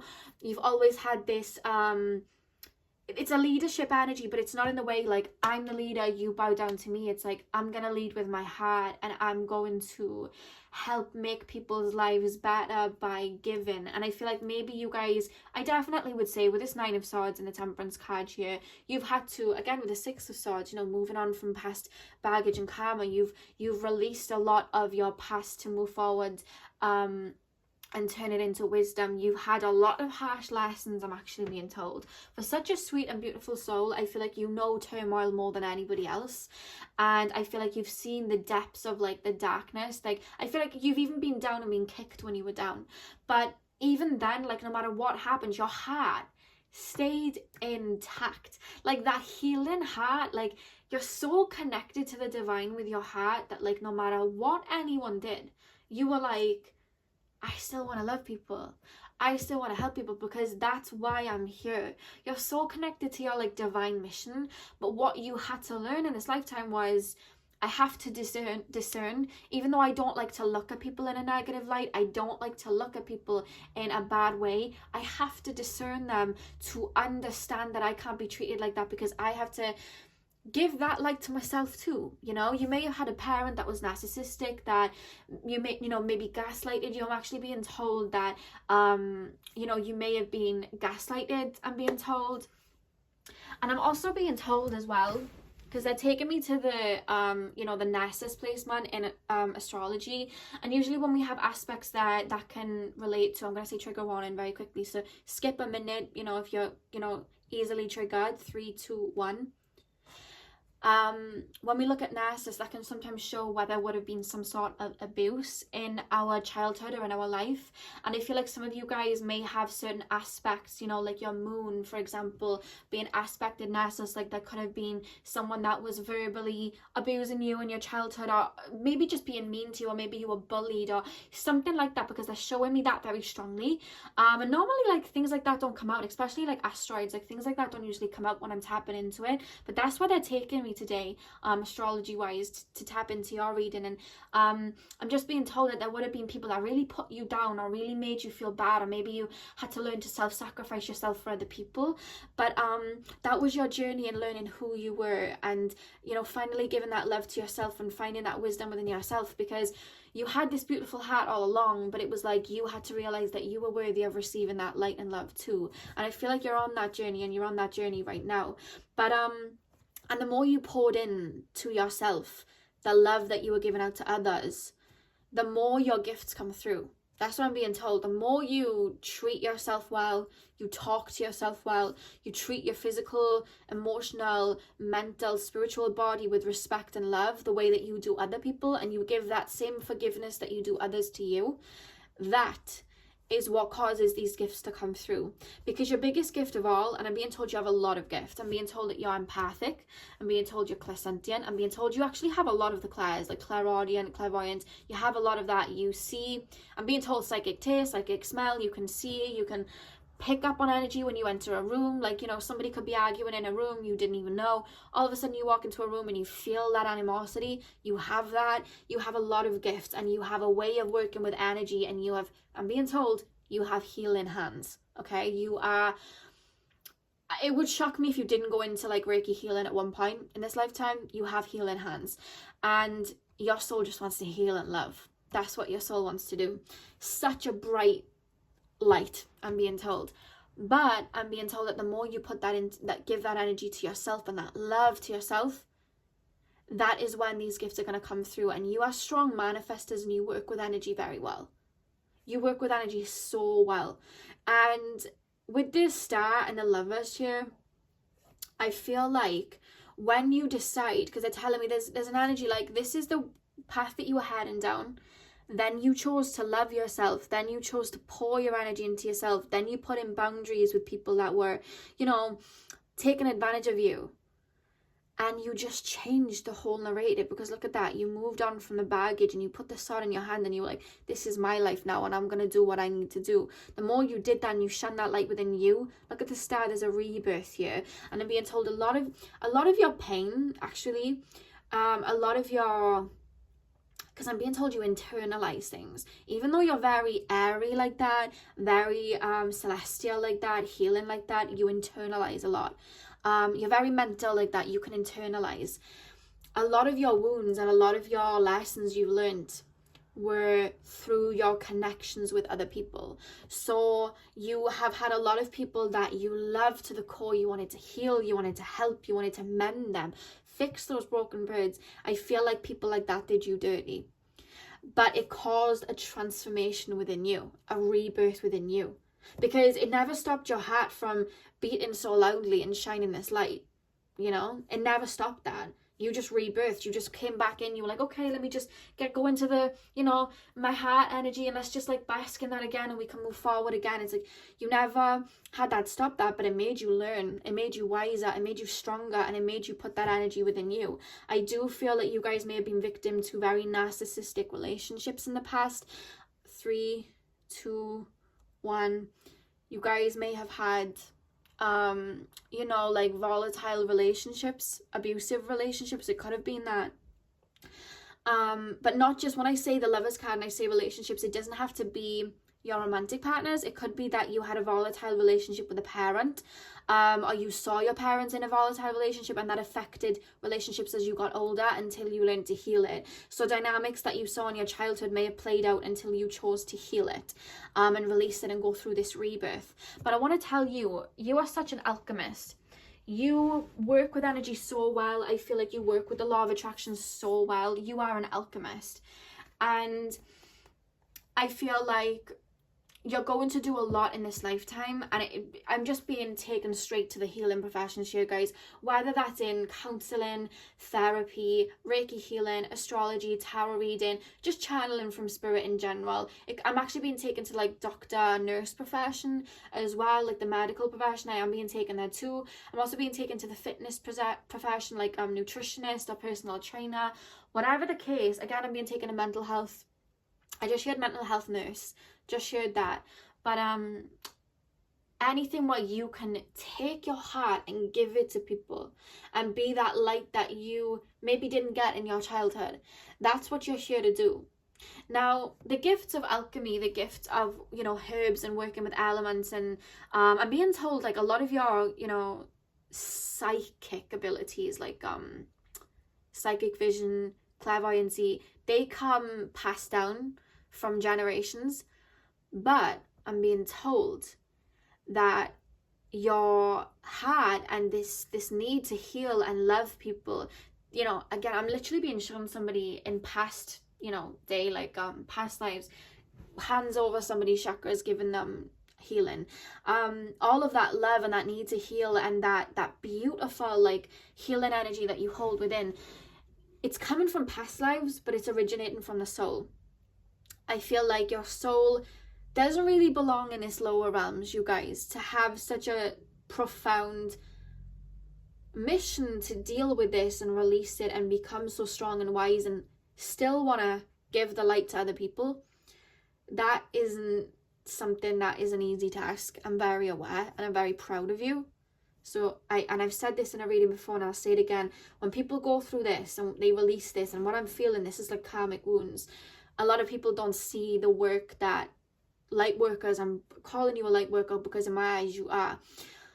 People don't see the work that light workers do in this lifetime to really release this. And I know the challenge, and I want you to know that I see the work that you've done and I acknowledge it. And as a fellow light worker, like, I really thank you.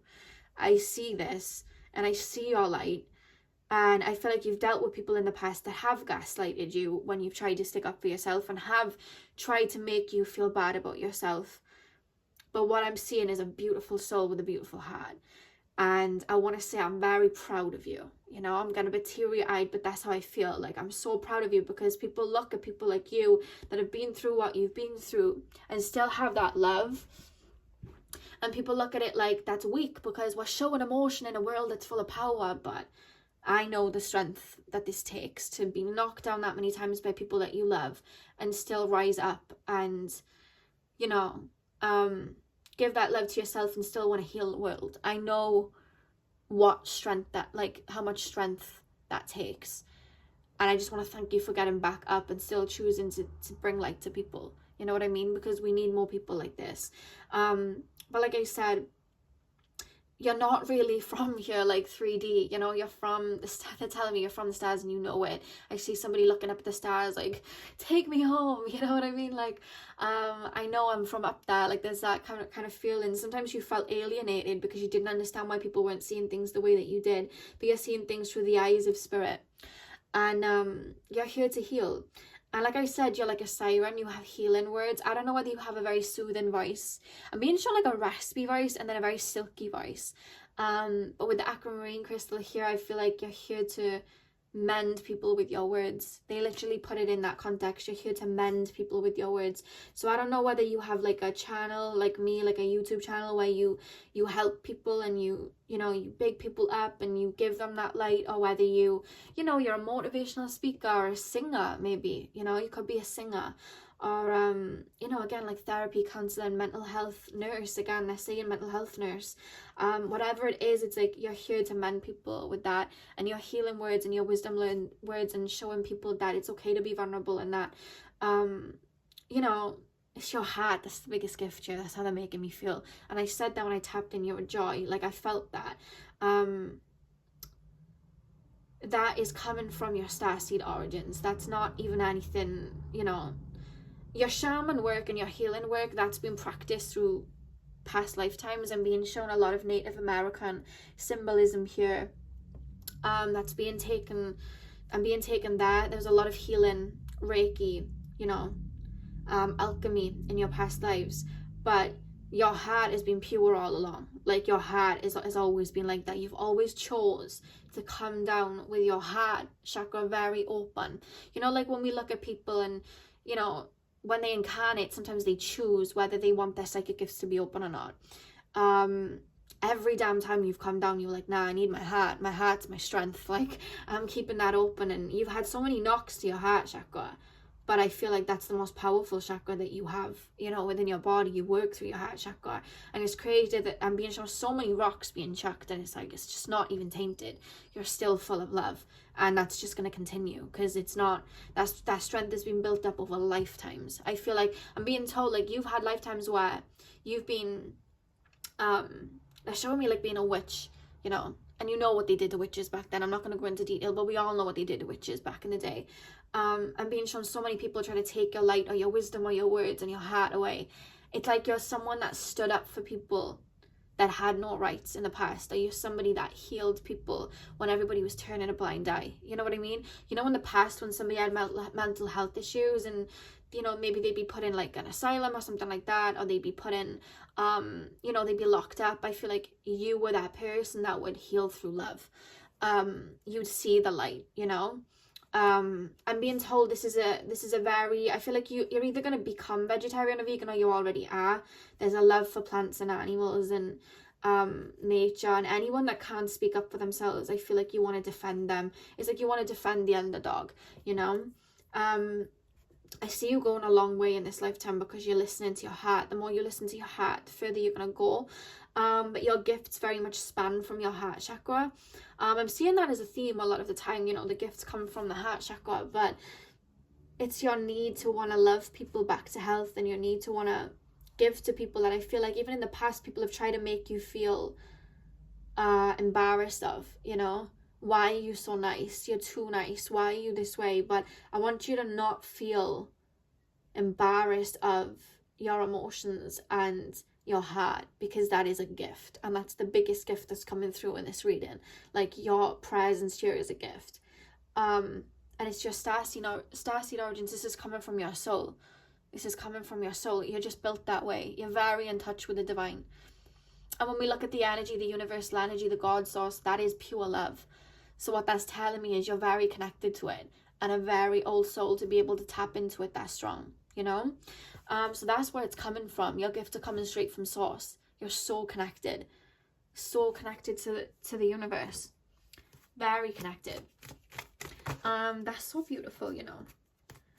Like, I literally want to give you a hug, but it's like, it's funny because people would look at that like, well, you know, people, they're loving people and they're forgiving people, like, that's so weak. But it's like, that's so strong, like, that's badass. Imagine, like, incarnated into, like, a family or a situation where there was so much chaos and you went through that to release it, to heal it, to then go on and heal other people. That's so badass. Don't look at yourself as someone that's weak. Like, you're badass. And I have to tell you that. Like, you're so strong. Internal and spiritual strength. Like, at its finest. So the first card that came out is Stay Rooted and Grounded. And the first thing that I said is your chakras are very much in alignment, but they want you to pay attention to your root chakra. And that's the card that comes out. Again, you know, I said, like, you guys may have had, like, ancestors that would have done, like, voodoo or hoodoo or, like Wiccan, you know, they're taking me to, like, the Wiccan religion and things, like, they're taking me there. I don't know why. And they're saying, like, something about the earth, something about, I don't know why. It's like working with the elements really grounds you. Again, water, fire, earth, air. Like, there's something about it that really grounds you. I don't know whether you guys have an altar. Even if you don't have an altar, you can do this around your room. This is something that one of my spirit guides told me to do. Get 4 means of the elements in your room to help you stay balanced. So, for example, maybe you want to get some earth, have that in your room, or maybe have some plants in your room for, you know, the earth element. And then you want to get maybe some water in your room, so maybe keep, like, cups of water around, because I was actually told this by someone that I was speaking to not long ago as a psychic, and she told me that if I sleep next to a glass of water, not to drink, just to keep there, or if I keep water around my room, the water can absorb the negative energy into it, especially when you sleep, and then don't drink it, like, you know, give it back to, you know, Mother Gaia, and maybe, you know, put that back out into nature. But that can really help get rid of negative energy. I just thought I'd pass that on to you guys. But again, you know, putting some water around your room is like the water element, or maybe get moon water and keep that in your room. That's what I do. I have a big bottle of moon water that I keep. So then you have the water element, and then maybe light some candles, you know, maybe in the evening, so you have the fire element. And then maybe get, like, a feather, you know what I mean, for the air element, or maybe get, like, a wind catcher. You know what I mean, and keep the windows open for the air element, and that way you're having the 4 elements around you, because they're telling me you work with them very well, and they will balance you, and you can call out to those elements to balance you. Because I know people would say, well, you're calling out to an element, that's not really a thing. Everything is energy. So the element of earth itself, Gaia itself, is an energy, you know, air, oxygen, prana, it's an energy. So to call out to them and keep them around you, that will really balance you. And that is actually a strong message that just came through. And that message didn't come through, that message came through from your ancestors. Like, I feel like they knew this, because that's the wisdom that they're telling me to share with you. And like I was saying about the feathers, and then we have the feather here. I do feel like if you guys want to get into witchcraft, or you guys want to get into spell work, I feel like you'll realize it'll come through very easy, and it's because of your ancestors. They're taking me to anything with herbs as well, like even just like burning sage and working with sage, or tea leaves, reading tea leaves, anything like that. I'm being told your ancestors did that, and you will very much pick up on it easy, because it's coming through the lineage. I'm being told that you've released, this is a message that's coming through for somebody, it'll resonate for someone. You've released a lot of karmic wounds, and I feel like some of you guys maybe look at your ancestors, or that there's maybe ancestors that you wouldn't want to connect with because there was negativity there, or there were ancestors that there was so much pain there. It's like you feel like all you had to embody was pain. But what they're telling me is, even further up, there was a lot of wisdom and a lot of witchcraft and a lot of spirituality that was there. And they're telling me that there's a lot of wisdom that certain ancestors can help you with in this lifetime, because they're taking me to tea leaves, and they're showing me like alchemy, and I don't know why they're making me, like, showing me books. I don't know why they're showing me books. I don't know whether you have a book that you've never read on spell work or palmistry or Reiki, or herbs or something like that, or tea leaves. They're telling me that you already, I don't know whether you've come across a book in your home or a book has been passed down to you or something like that. This is a message for probably like one or two of you. They're telling you to pick that up because there's wisdom in there. And they're saying that there's certain ancestors, don't look back to a lot of your ancestral past as like, wow, that was painful, because there's certain members that actually either did what you're doing now or worked with herbs or worked with spirit or were in the Wiccan religion or did voodoo or something like that, and you can call on them to work with you and they can help you manifest. I don't know why, but I feel like there's an ancestor that you wouldn't want to speak to because I'm literally direct channeling now. Somebody's ancestor just laughed and said, we're not all bad. So I don't know whether there was somebody that was really mean or there was a lot of pain or trauma that was caused by a particular ancestor that you wouldn't want to connect with.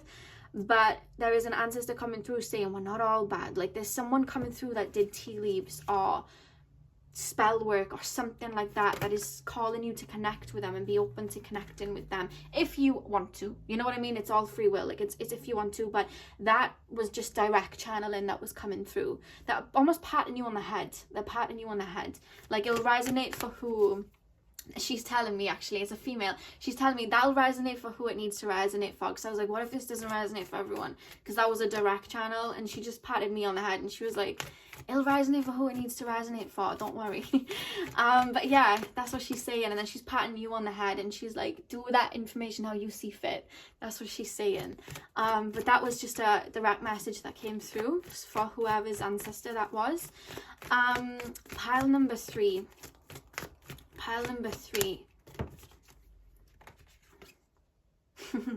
Intend and create. Yeah, you've worked with energy before. And you're very much going to manifest everything that you need to in this lifetime. I do feel you're natural witches, like you were born a witch. And the thing about witches is you don't become a witch, you naturally always are one.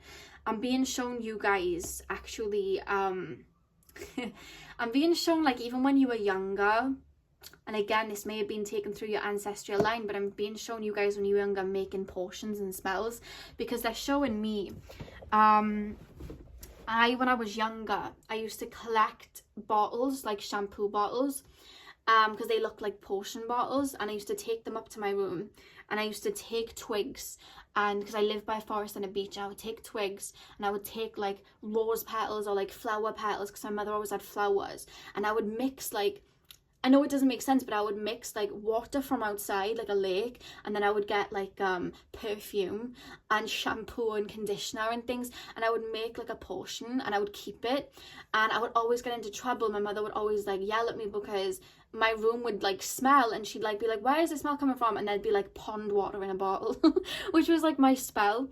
But that was me obviously connecting to my roots and me doing, you know, witchcraft and connecting to that. But that was like my inner, that was like my little childlike mind doing it in her own way.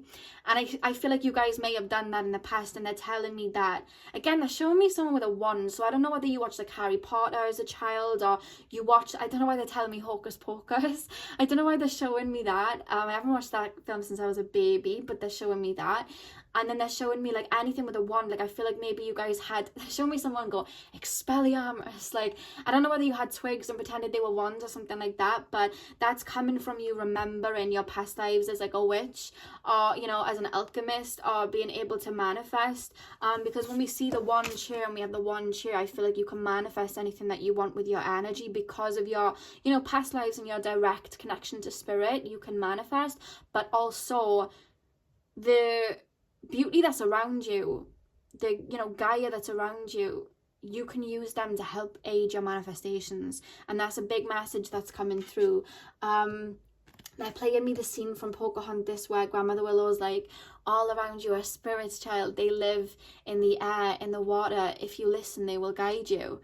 And then she sings, listen with your heart, you will understand. And then Pocahontas hears, you know, she listens to, you know, the spirit of just nature, and she understands, you know, the message given to her. And it's like, you can call out to particular elements, they're telling me, and have them work for you. Very interesting, very cool.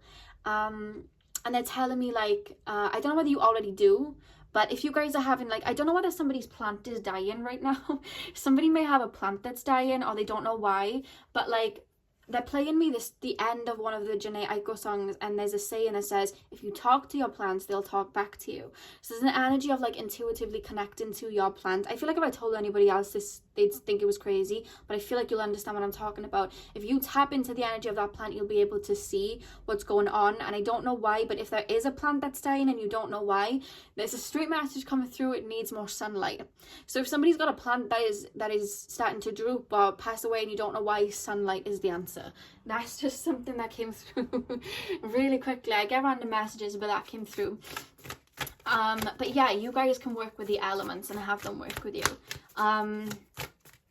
A lot of your manifestations may come in a lot quicker if when you script, you burn them. Somebody just said that. If you burn them after manifesting, or if you plant them in the earth after writing them down. Like, say it out loud and then bury it in the soil, or say it out loud and then burn it. Obviously, you know, make sure you're being safe when you burn.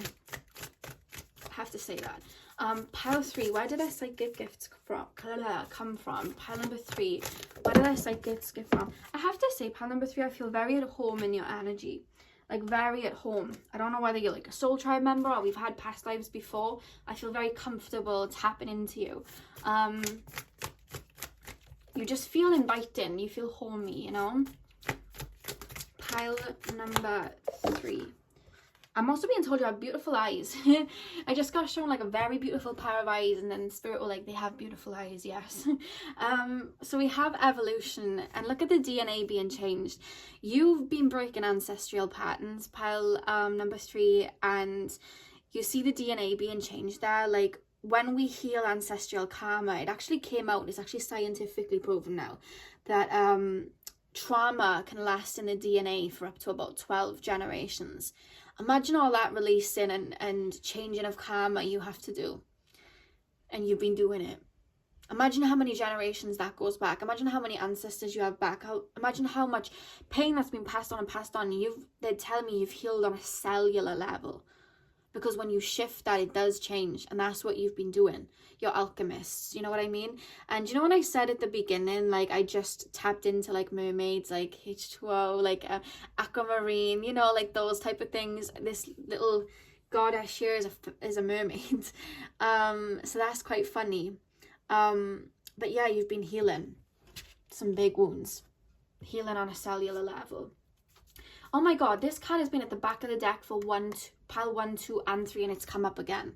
Wow. Realm Bridger. This was the back of the deck for pile 1, 2, and now 3. And here it's very simple. You know, you're connecting the energy from source, the energy from the divine, that beautiful healing heart energy, that connection and wisdom to your Akashic records and spirit, and you're channeling it to give and help heal other people. You're shining that light to help heal other people. You want to see the world healed. And that's what you're doing. It's as simple as that. And look at the butterfly there. You're transmuting. Wow. Wow. One more card then, Spirit. What are their psychic gifts and where do they come from? This is beautiful. What are pile number 3 psychic gifts and where do they come from? Look at that, grounding. And then we had stay rooted and grounded, and then we have grounding again. Yeah. That's one of the chakras they want you to work on, is your root chakra and grounding into the moment. Just being in the moment, not worrying and just being, you know. Your heart's so big, it's like you want to rush here, there and everywhere. I want to heal everybody. I'm being shown somebody sitting under a tree. Actually, there's a meditation that I do where I will imagine myself as a tree rooted into the ground. And I know it sounds so silly, but it really grounds me. And I feel like that may help you. But also, like I said, you may, you know, be very strongly connected to Gaia and the earth. When you go up to a particular tree, if you see like a tree, ask if it can help you. Again, it's like asking the elements. Ask the tree. I know it may sound silly to some, but ask the tree if it will help ground you, and put your hands on it. Or maybe just sit under it. Put your, you know, just sit right on the root of it and ask if it will help ground you. Because I've done that before. I usually, like, whenever I go for a walk with anyone, I like hug trees, and my friends are like, what are you doing? I'm like, I'm hugging the tree. But I just feel like that would really ground you. You know what I mean? Or before you even like start rooting, you know, put your feet on the soil and ask Mother Gaia to ground you. I get my plants and I put them in my lap and I ask my plants if they'll help ground me into my root chakra, and that really helps. But I'm being told that that will help you. And also, I don't know whether you guys eat plant-based, but I feel like that will really help ground you as well. That's what I'm being told. And look at that. The back of the deck, the final card, we have Ascension, the Rainbow Bridge right at the back. And look at that. Look where that star is. I think we can see where that star is coming from. It's coming from the heart chakra. And that's what connects you to source. That's what connects you to the universe. And that's what connects you to all of your gifts. It's coming from the heart. And you just radiate that energy. You're an extremely old soul, is what I'm being told. Wow. So that's basically answering the question, where do your psychic gifts come from? Source, from the heart. That's basically it. So that is all I have for you guys, pile number 3. I really enjoyed doing that reading. You're very beautiful energy, and I'm sending you guys lots of love. Thank you for letting me read on your energy today. I hope you enjoyed. Hit the thumbs up and comment down below if you did. Hit the subscribe button if you haven't already. That's what I was trying to say. And I hope you guys are having a beautiful morning, afternoon, evening, whenever you guys are watching. And hopefully I will see you guys in my next video. So thank you guys for watching. Hey pal number 4, welcome to your readings. So today we are taking a look at what your psychic gifts are and where they come from. So pile number 4, spirit guides, can you tap me into the collective energy of pile number 4 and show me what their psychic gifts are and where they come from. I do want to say, you guys, oh my god, this the 8 of Pentacles just jumped out as I was about to give a message. But yeah, you have a lot of like, you have a large spirit team. Like, I'm being shown you have like a lot of ancestors, and then you have quite a big like team of spirit guides around you. You have like, you know, your Starseed like family, and then you have like souls that accompanied you in past lives, just kind of, I don't know, there's an energy like they're kind of cheering you on, but they're also helping guide you in a way. That's what I'm being shown. It's quite cool. Like, you just have quite a few, you have a strong support system in spirit, is what I'm being told, and they told me to share that, so that is what came through. Pile number 4, can you tap me into the collective of pile number 4, spirit guides? What are their psychic gifts and where do they come from? Okay, we have the 2 of Swords reverse. I'm going to lay the tarot before I channel fully. Pile number 4, spirit guides, what are their psychic gifts and where do they come from? That was way too many cards. What? The Moon. What are pile number 4's psychic gifts and where do they come from? I'm feeling very calm tapping into your energy, pile number 4. I don't know whether you've come here from a meditation or you've come out of like a bath, because I'm feeling very soothed, or like a shower, or whether you've just gone for a walk in nature. But there's something about your energy right now that's making me feel very like soothed, like you're calm. I don't know whether you've just woke up, but that's the way I'm being made to feel, like you're very calm. Maybe you've just taken a nap or something and clicked on this video, but I feel very calm. We have the Judgment card. Pile number, oh my god, we have Ace of Cups. Okay, and this card jumped onto the floor too. We have the Ace of Wands. Pile number 4, what are their psychic gifts and where do they come from? Oh god, your cards are literally jumping out and like hitting me in the face, or just jumping onto the table. We have the 10 of Pentacles at the back of the deck. So spirit guides, tap me into the collective of pile number 4. What are their psychic gifts and where do they come from? Okay, I feel like you're actually developing your gifts in this lifetime. Like, I don't know whether your like North Node is in Pisces, or whether you have a lot of like Pisces energy in your chart, because they're taking me Pisces, Scorpio, but more so Pisces. Like, I'm being told you're developing your gifts in this lifetime. You're learning certain aspects in this lifetime. And it's different for all of you. But I feel like it's more psychic sight, psychic vision. There's almost an energy like you want to get away from the material world and focus for you guys, I feel like you want to focus on your gifts. Like there's an energy here, like you maybe like life path 7s or something like that, but you'll learn, it's almost like I wouldn't say like you're like a new soul, but there's just this energy of maybe you're like new to spirituality right now, maybe you're like dipping into spirituality right now, or there's just an energy of maybe in other lives you were dealing with more like, I'm actually being told catastrophic events. I don't know what that is, but usually when we go through events like that, they can give us wisdom. So I don't know what they're meaning by that, but I feel like you had kind of like a lot of chaos in a lot of your past lives. It's almost like in this lifetime you want to be in solitude. And I feel like you're working on your psychic gifts in this lifetime. Like flexing those muscles. Because to tap into our spiritual gifts, we have to flex those muscles. Like we have to kind of like keep doing meditations like that. I see you guys doing that in this lifetime. And I actually see you guys unlocking a gift in this particular lifetime that you haven't unlocked before. That's actually coming through quite strong. I don't know why, and they're taking me with the 2 of Swords here reversed. When we have the 2 of Swords upright, it's like we can't see something, right? But with it reversed, it's like we can finally see clearly, we're breaking something. So it's almost like either you chose to have your gifts cut off at the beginning stages of your life and now you're breaking through that barrier, or for the first time you are learning to open up to like psychic sight, psychic visions, psychic abilities, like you know, being able to see the future, you know, a bit of That's So Raven, like, you know, I'm being shown like visions. I literally got shown Raven having that like face she does when she sees visions. But I see that. So either you chose to be blocked off to them so that you could work on them to open them again as like a challenge, because sometimes souls like to do that, you know, if they've mastered everything spiritually, they will still have a lifetime where they're working on spiritual gifts, but have it like, you know, mixed up. Like let's start life being disconnected and then become connected. Like sometimes souls will do that to learn more things about themselves. But it could be that, or it could be you're literally learning something for the first time in this lifetime. It could even be something that you just hadn't delved into before. Like in this lifetime you may be really big on astrology or learning astrology, and maybe in your past lives you were more into Reiki. There's just something that you're really developing in this lifetime. And with the 2 of Swords reversed and the Moon and a Magician here, I feel like it's something to do with your intuition and your clairvoyancy abilities. That's kind of like what I'm being told here. Where are these gifts coming from then? Okay, I'm being told these gifts are coming from, again, ancestral lines. Like they're coming from up and up and up in your ancestral lines. They're not so much taking me to past lives, you guys. That's why I'm feeling like this may be one of your first incarnations on Earth.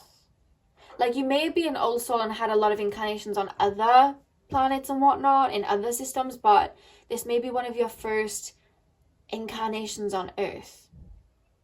That's what I'm being told. This is a new energy, so let me tap into this a little bit more stronger. I'm like rolling up my sleeves, trying to like delve in. Yeah, I feel like you're very celestial. This is the thing. Like normally when I pick up on a celestial energy, I'd be like, wow, this person's like an old soul, they've been around the block. But it's like I'm not seeing that. Like you're an old soul, you're connected to spirit, you have a huge spirit team around you, you have great gifts. But then it's like, if it wasn't developed on Earth, where was it developed? I'm being told you developed your psychic gift elsewhere, and you're learning to open up to them in this particular lifetime, or it could have been in other lifetimes you chose not to be open to your spiritual gifts. Again, they're telling me catastrophic events. I don't know whether some of you guys had a reoccurring dream in your childhood where they're taking me to like a tsunami, like where there was a tsunami or an earthquake or just something catastrophic that happened, and it was like a reoccurring dream. But I feel like you went through it in past lives, but you weren't open to spirit because there's something else that your soul wanted to learn. But I feel like this is one of your first times on Earth where you allowed your spiritual gifts to come through. They were open when you were incarnating elsewhere, but on Earth, this is your first time opening up to it. So this is the first time being like a human and, you know, working with spirit and opening up those chakras like that, because you were dealing with other things. Or again, it could be that you did learn Reiki, or you were open to psychic gifts in the past, but you're now learning, you know, other means of it, manifestation, witchcraft. There's something new you're taking on in this lifetime that is being aided by your ancestor. That's why you have such a strong you have strong ancestors around you. It's being aided by your ancestors because they walk that path. So that could be like witchcraft. Again, that could be healing, shaman work. They literally just said shaman work. They're taking me to Native American. Maybe some of you guys have like Native American ancestors, African ancestors. I'm being taken to, again, Mayan. Mayan came up in the first reading, but it's coming up again. Mayan, like Aztec. I don't know why, but I'm being taken to ancestors like that, and you're like helping embrace that wisdom and bringing it in. Yeah, because there's an energy here with the Emperor and the Ace of Wands. Sorry, it's hard for me to tap into this energy, but I'm doing my best. But with the Emperor and the Ace of Wands, it's like sometimes you think very logical, and sometimes like something will happen that was so, you know, it was unexplainable, if that makes sense, because it was something that happened with spirit. But it's like sometimes you'd discern it. Maybe you grew up in an environment where people just don't believe in that sort of stuff, so maybe you see spirit and you'd be like, that was my imagination. Like, you look for the logical answer, because in the past and past lives as well, you were very logical. You didn't have to, you know, be open like that. And now this is one of your first lifetimes on earth, because I feel like your lifetimes on earth have been very sporadic. Like, you're not one of those souls that's like, I'm coming down. It was just like, oh, I'll come down. Like, it's just one of those things. I don't feel like you incarnate here very often, but I feel like this is one of your first lives where you're like opening up to spirit, and I feel like you're still learning how to not allow the human logical mind to discern that, because I'm being told you have great psychic ability. Look at that with the Ace of Cups and Judgment. Spirit, like, they have great psychic ability, but they, with the Emperor card here, you're discerning your gift sometimes. Like, you will get a clairaudient message and you'll just think it was your imagination, or you'll see a vision in your mind and you will like, that was a daydream. You know, like, it's like you'll logically, even like getting a tarot reading, you'll be like, yeah, but like, you know, you look for the logic in it, and that's cool. Like, that's what humans do, is fine, but that's just like, you're learning to open up to it, because look at all that. You have such a strong spiritual team like helping you see this Ace of Cups. And the thing is, I feel like the starseed systems that you guys come to, if you're aware of starseeds and you're open to that, I do feel like you are, because there is something celestial here. I feel like you are very like old, like, I'm being taken to like Arcturian, Lyran, Andromedan starseeds.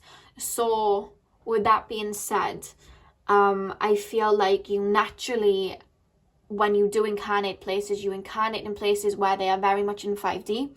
So when you want something, you don't have to go on the slow path like we do on Earth, where we have to set an intention and be it, and then it slowly moves forward. It's like you belong to those realms where you're like, I want this, boom, and it happens, because it's energy and it's alchemy. Because you're a natural alchemist, it's like sometimes you're here and you want to manifest something, and it's just like, oh my god, like, this is so slow. You know what I mean? Like, that's the way it's coming through. Like, everything's so slow here. Like, it's almost like you don't relate in a way. I don't know why. That's just what I'm being taken to. But you're learning to open up to the infinite possibilities in which gifts can come through. You know what I mean? It could even be that you've had past lives where you were just like psychic and that was it. But now you're learning about alchemy and energy and manifesting, you know? Or spell work actually working, and you know what I mean? It's like that. It's like something you're learning new and working through. It's a gift that they're highlighting in this reading that you're learning about. But I feel like you are naturally very celestial, because they keep showing me Aquarius energy. Like, you feel very out of place sometimes, because you're very aware, like, you're from the stars. You're very aware that you're not from here. You're very aware of that. And you're very intelligent. You see things from a higher point of view, but I just feel like there's something you're learning with the Eight of Pentacles. You're learning something in this lifetime. And with the Ten of Pentacles at the back of the deck, I just feel like you are going to manifest quite a lot in this lifetime, but it's just learning to work with the gifts that you have to bring that in, to see the beauty in an area that you've had shut off before, you know? Really cool. Honest to God, guys, I've never tapped into an energy like that, but that's what I'm picking up. Well, what are their gifts then, Spirit? Like, what gifts do they already have that I can, like, explain to them? They just said, I've never heard this, right? They just said cosmic intelligence. Like, you have so much wisdom from other incarnations elsewhere that you are bringing into this lifetime, but it's just like, how can I explain it? I feel like you're going to invent something that hasn't been done before, and you may just be like, oh, I'm just inventing this, like it is what it is, but you're channeling without even realizing it cosmic intelligence. So, you know, like somebody like sometimes he comes up when I tap into a sort of energy like this, Elon Musk. I don't know if he's good or bad. I've never tapped into his energy, so let me know how he is, because I don't know too much about him. But he creates things that are like out of this world, and like something that hasn't been done before. And I guess he's, you know, tapping into some sort of cosmic intelligence there to create that. Anyone that invents something new, it's come from somewhere. I feel like you do that naturally, and that comes from your intelligence and your soul being very advanced. But again, they're telling me other star systems, and you're like here to kind of bring that to earth to create that. I apologize if this like is here, there, and everywhere, but this is a different energy that I've ever tapped into before. Very cool, but I just never tapped into an energy like this before. It may be that you're very intelligent and into like scientific things in this lifetime, and then you're learning to open up to spirituality as well, and kind of mixing it. It's like you're mixing two worlds, but there's some sort of gift you're working on. Let me know down in the comments like what that might be, because I feel like it's psychic gifts, or opening up your third eye, or opening up your crown chakra, but then I'm being taken like also astrology, and then again I'm being taken to manifestation, and then I'm being taken to Reiki, and then witchcraft. Like there's a mixed bag, so I don't know. But there's something that you guys are learning, and I feel like your ancestors are walking with you, but then your stars, again, because I said, normally I'll just say your spirit guides are with you, but I said at the beginning of this reading, your spirit guides are with you and your Starseed family are with you. I said that, and I don't normally say that, but that's what I just picked up. Like, you have your Starseed origins, like family from the stars with you to help download information. And that's a gift that you don't even realize. It just gets downloaded into your brain, and you use that in a way that you see fit. Very interesting. Very interesting. Because it's like they're not, how can I explain it? Like when I channel, sometimes I'll pick up on how the person I'm reading gets their messages, and that's how sometimes I'll have that channeled. And like coming from pile 3, they had a very open heart chakra, and they had a healing energy, and I was kind of like speaking the information out through my heart, right? And then with you guys, it's like so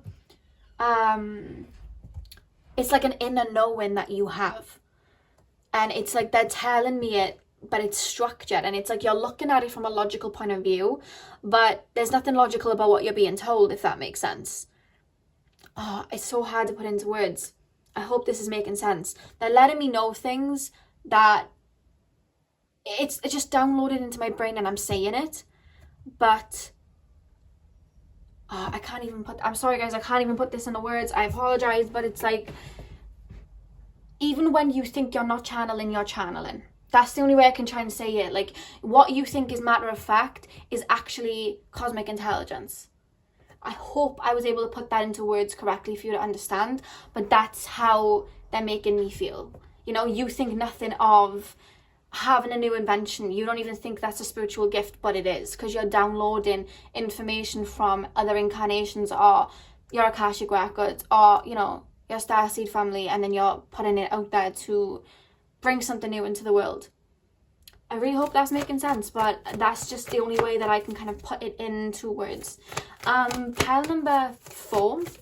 What are their psychic gifts, and where does it come from? This is so interesting. I didn't expect this pick a card to be as interesting as it was, but I've thoroughly enjoyed this. Pile number 4. What are their psychic gifts? Look at that. Move into a new direction.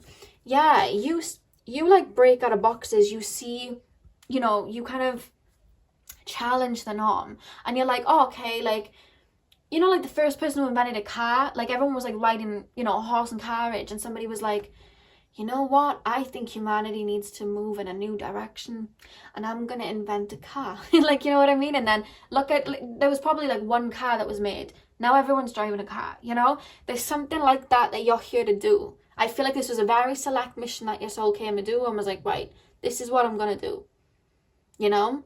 it's like you were planted here on purpose.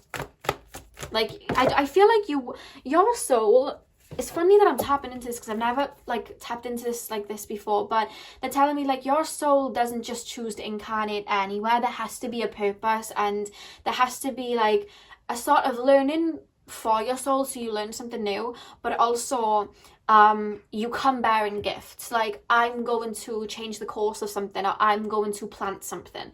Your soul has a select mission of why it wants to do something, and I feel like that shines off in your personality. Like, you won't just learn something for the sake of it, or you won't just buy something for the sake of it. It has to truly benefit you and be of like substance.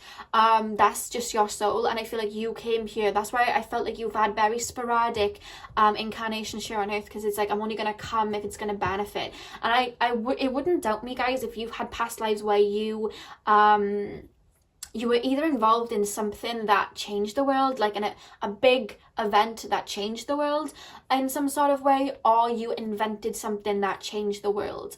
You know, like you could have had an incarnation where you were the first person that made, I don't know, the first pair of shoes. I don't know, just anything.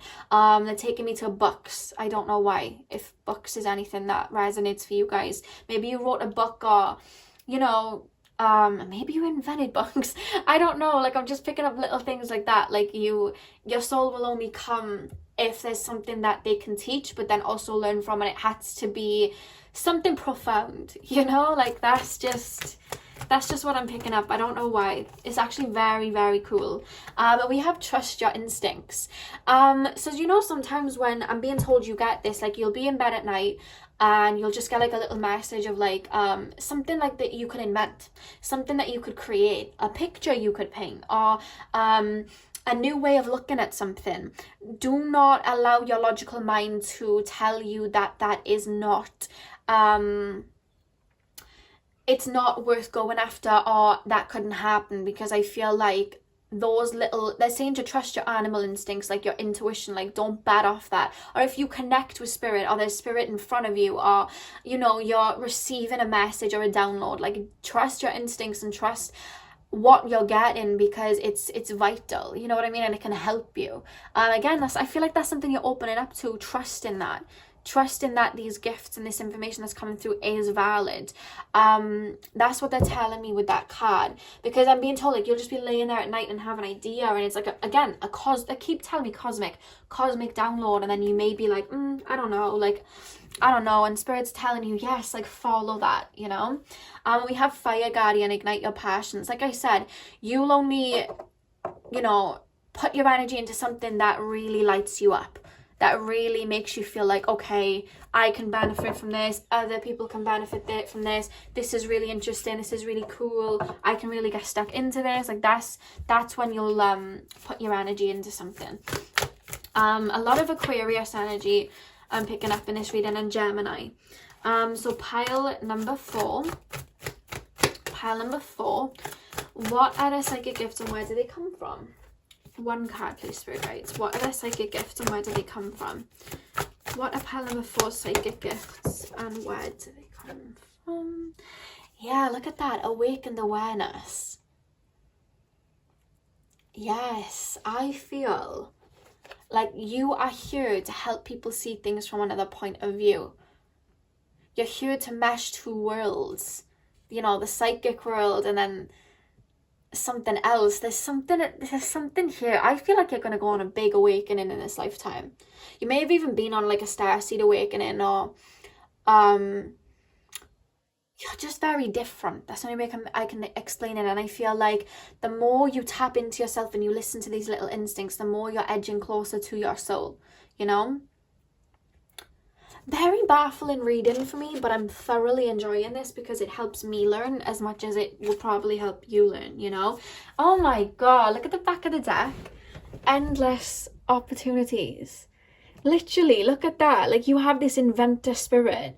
Like, you can just see, again, you're like inventing things that haven't been done before. You're like, oh my god, like we could do this, you know what I mean? Like the first person that went to the moon. Like, you see all of these ideas, they're all in your brain, and it's coming from Again, they're telling me the Akashic Records. They're literally saying it to me. It's coming from the Akashic Records. And you see it and your mind's waking up to it. Every time you follow an invention or an idea, you're actually following your soul's intuition and tapping into your Akashic Records. You just don't realize it sometimes. Look at that. Endless opportunities. That's wild. Oh my God. That was really cool. So one more card, Spirit. One more card, Spirit. Pile number 4. What are their psychic gifts and where do they come from, Spirit guides? Pile number 4. What are their psychic gifts? And where do they come from, Spirit guides? Orbs of light. Orbs of light. Okay, so what am I getting? I'm being told... Yeah, I feel like... I don't know whether it's your childhood where you were born into a family that was very logical and wasn't open to spirit or something like that. But I feel like the way that you channel your gifts, the way that you work with spirit, it's in a different way than even the normal people connect with spirit. You know what I mean? Like, for example, me, like, I'll sit there and I'll literally open up to spirit and I'll be like, okay, spirit, what am I doing? Where am I going next? You know what I mean? Like, what can I... That's how I connect, but you don't even connect like that. Like, you're... they're telling me like you're Uranus influenced, like you're Aquarius influenced, you're 11th house influenced, you're you know, like the mad scientist, you know, you're like that. You see all these possibilities and that's how you channel, you know, that's how you channel and that's where you get your wisdom from, and that fills you up, it ignites you, you know. Wow. And because it feels like home, they're saying it feels like home when you're doing this. That's really cool. That was really cool. So pile number 4, that was really cool. So thank you for letting me channel your energy today. I really hope you enjoyed this reading. Comment down below and hit the thumbs up if it resonated, and hit the subscribe button if you haven't already. I hope you guys have a beautiful morning, afternoon, evening, whenever you guys are watching, and hopefully I'll see you guys in my next video. So thank you guys for watching.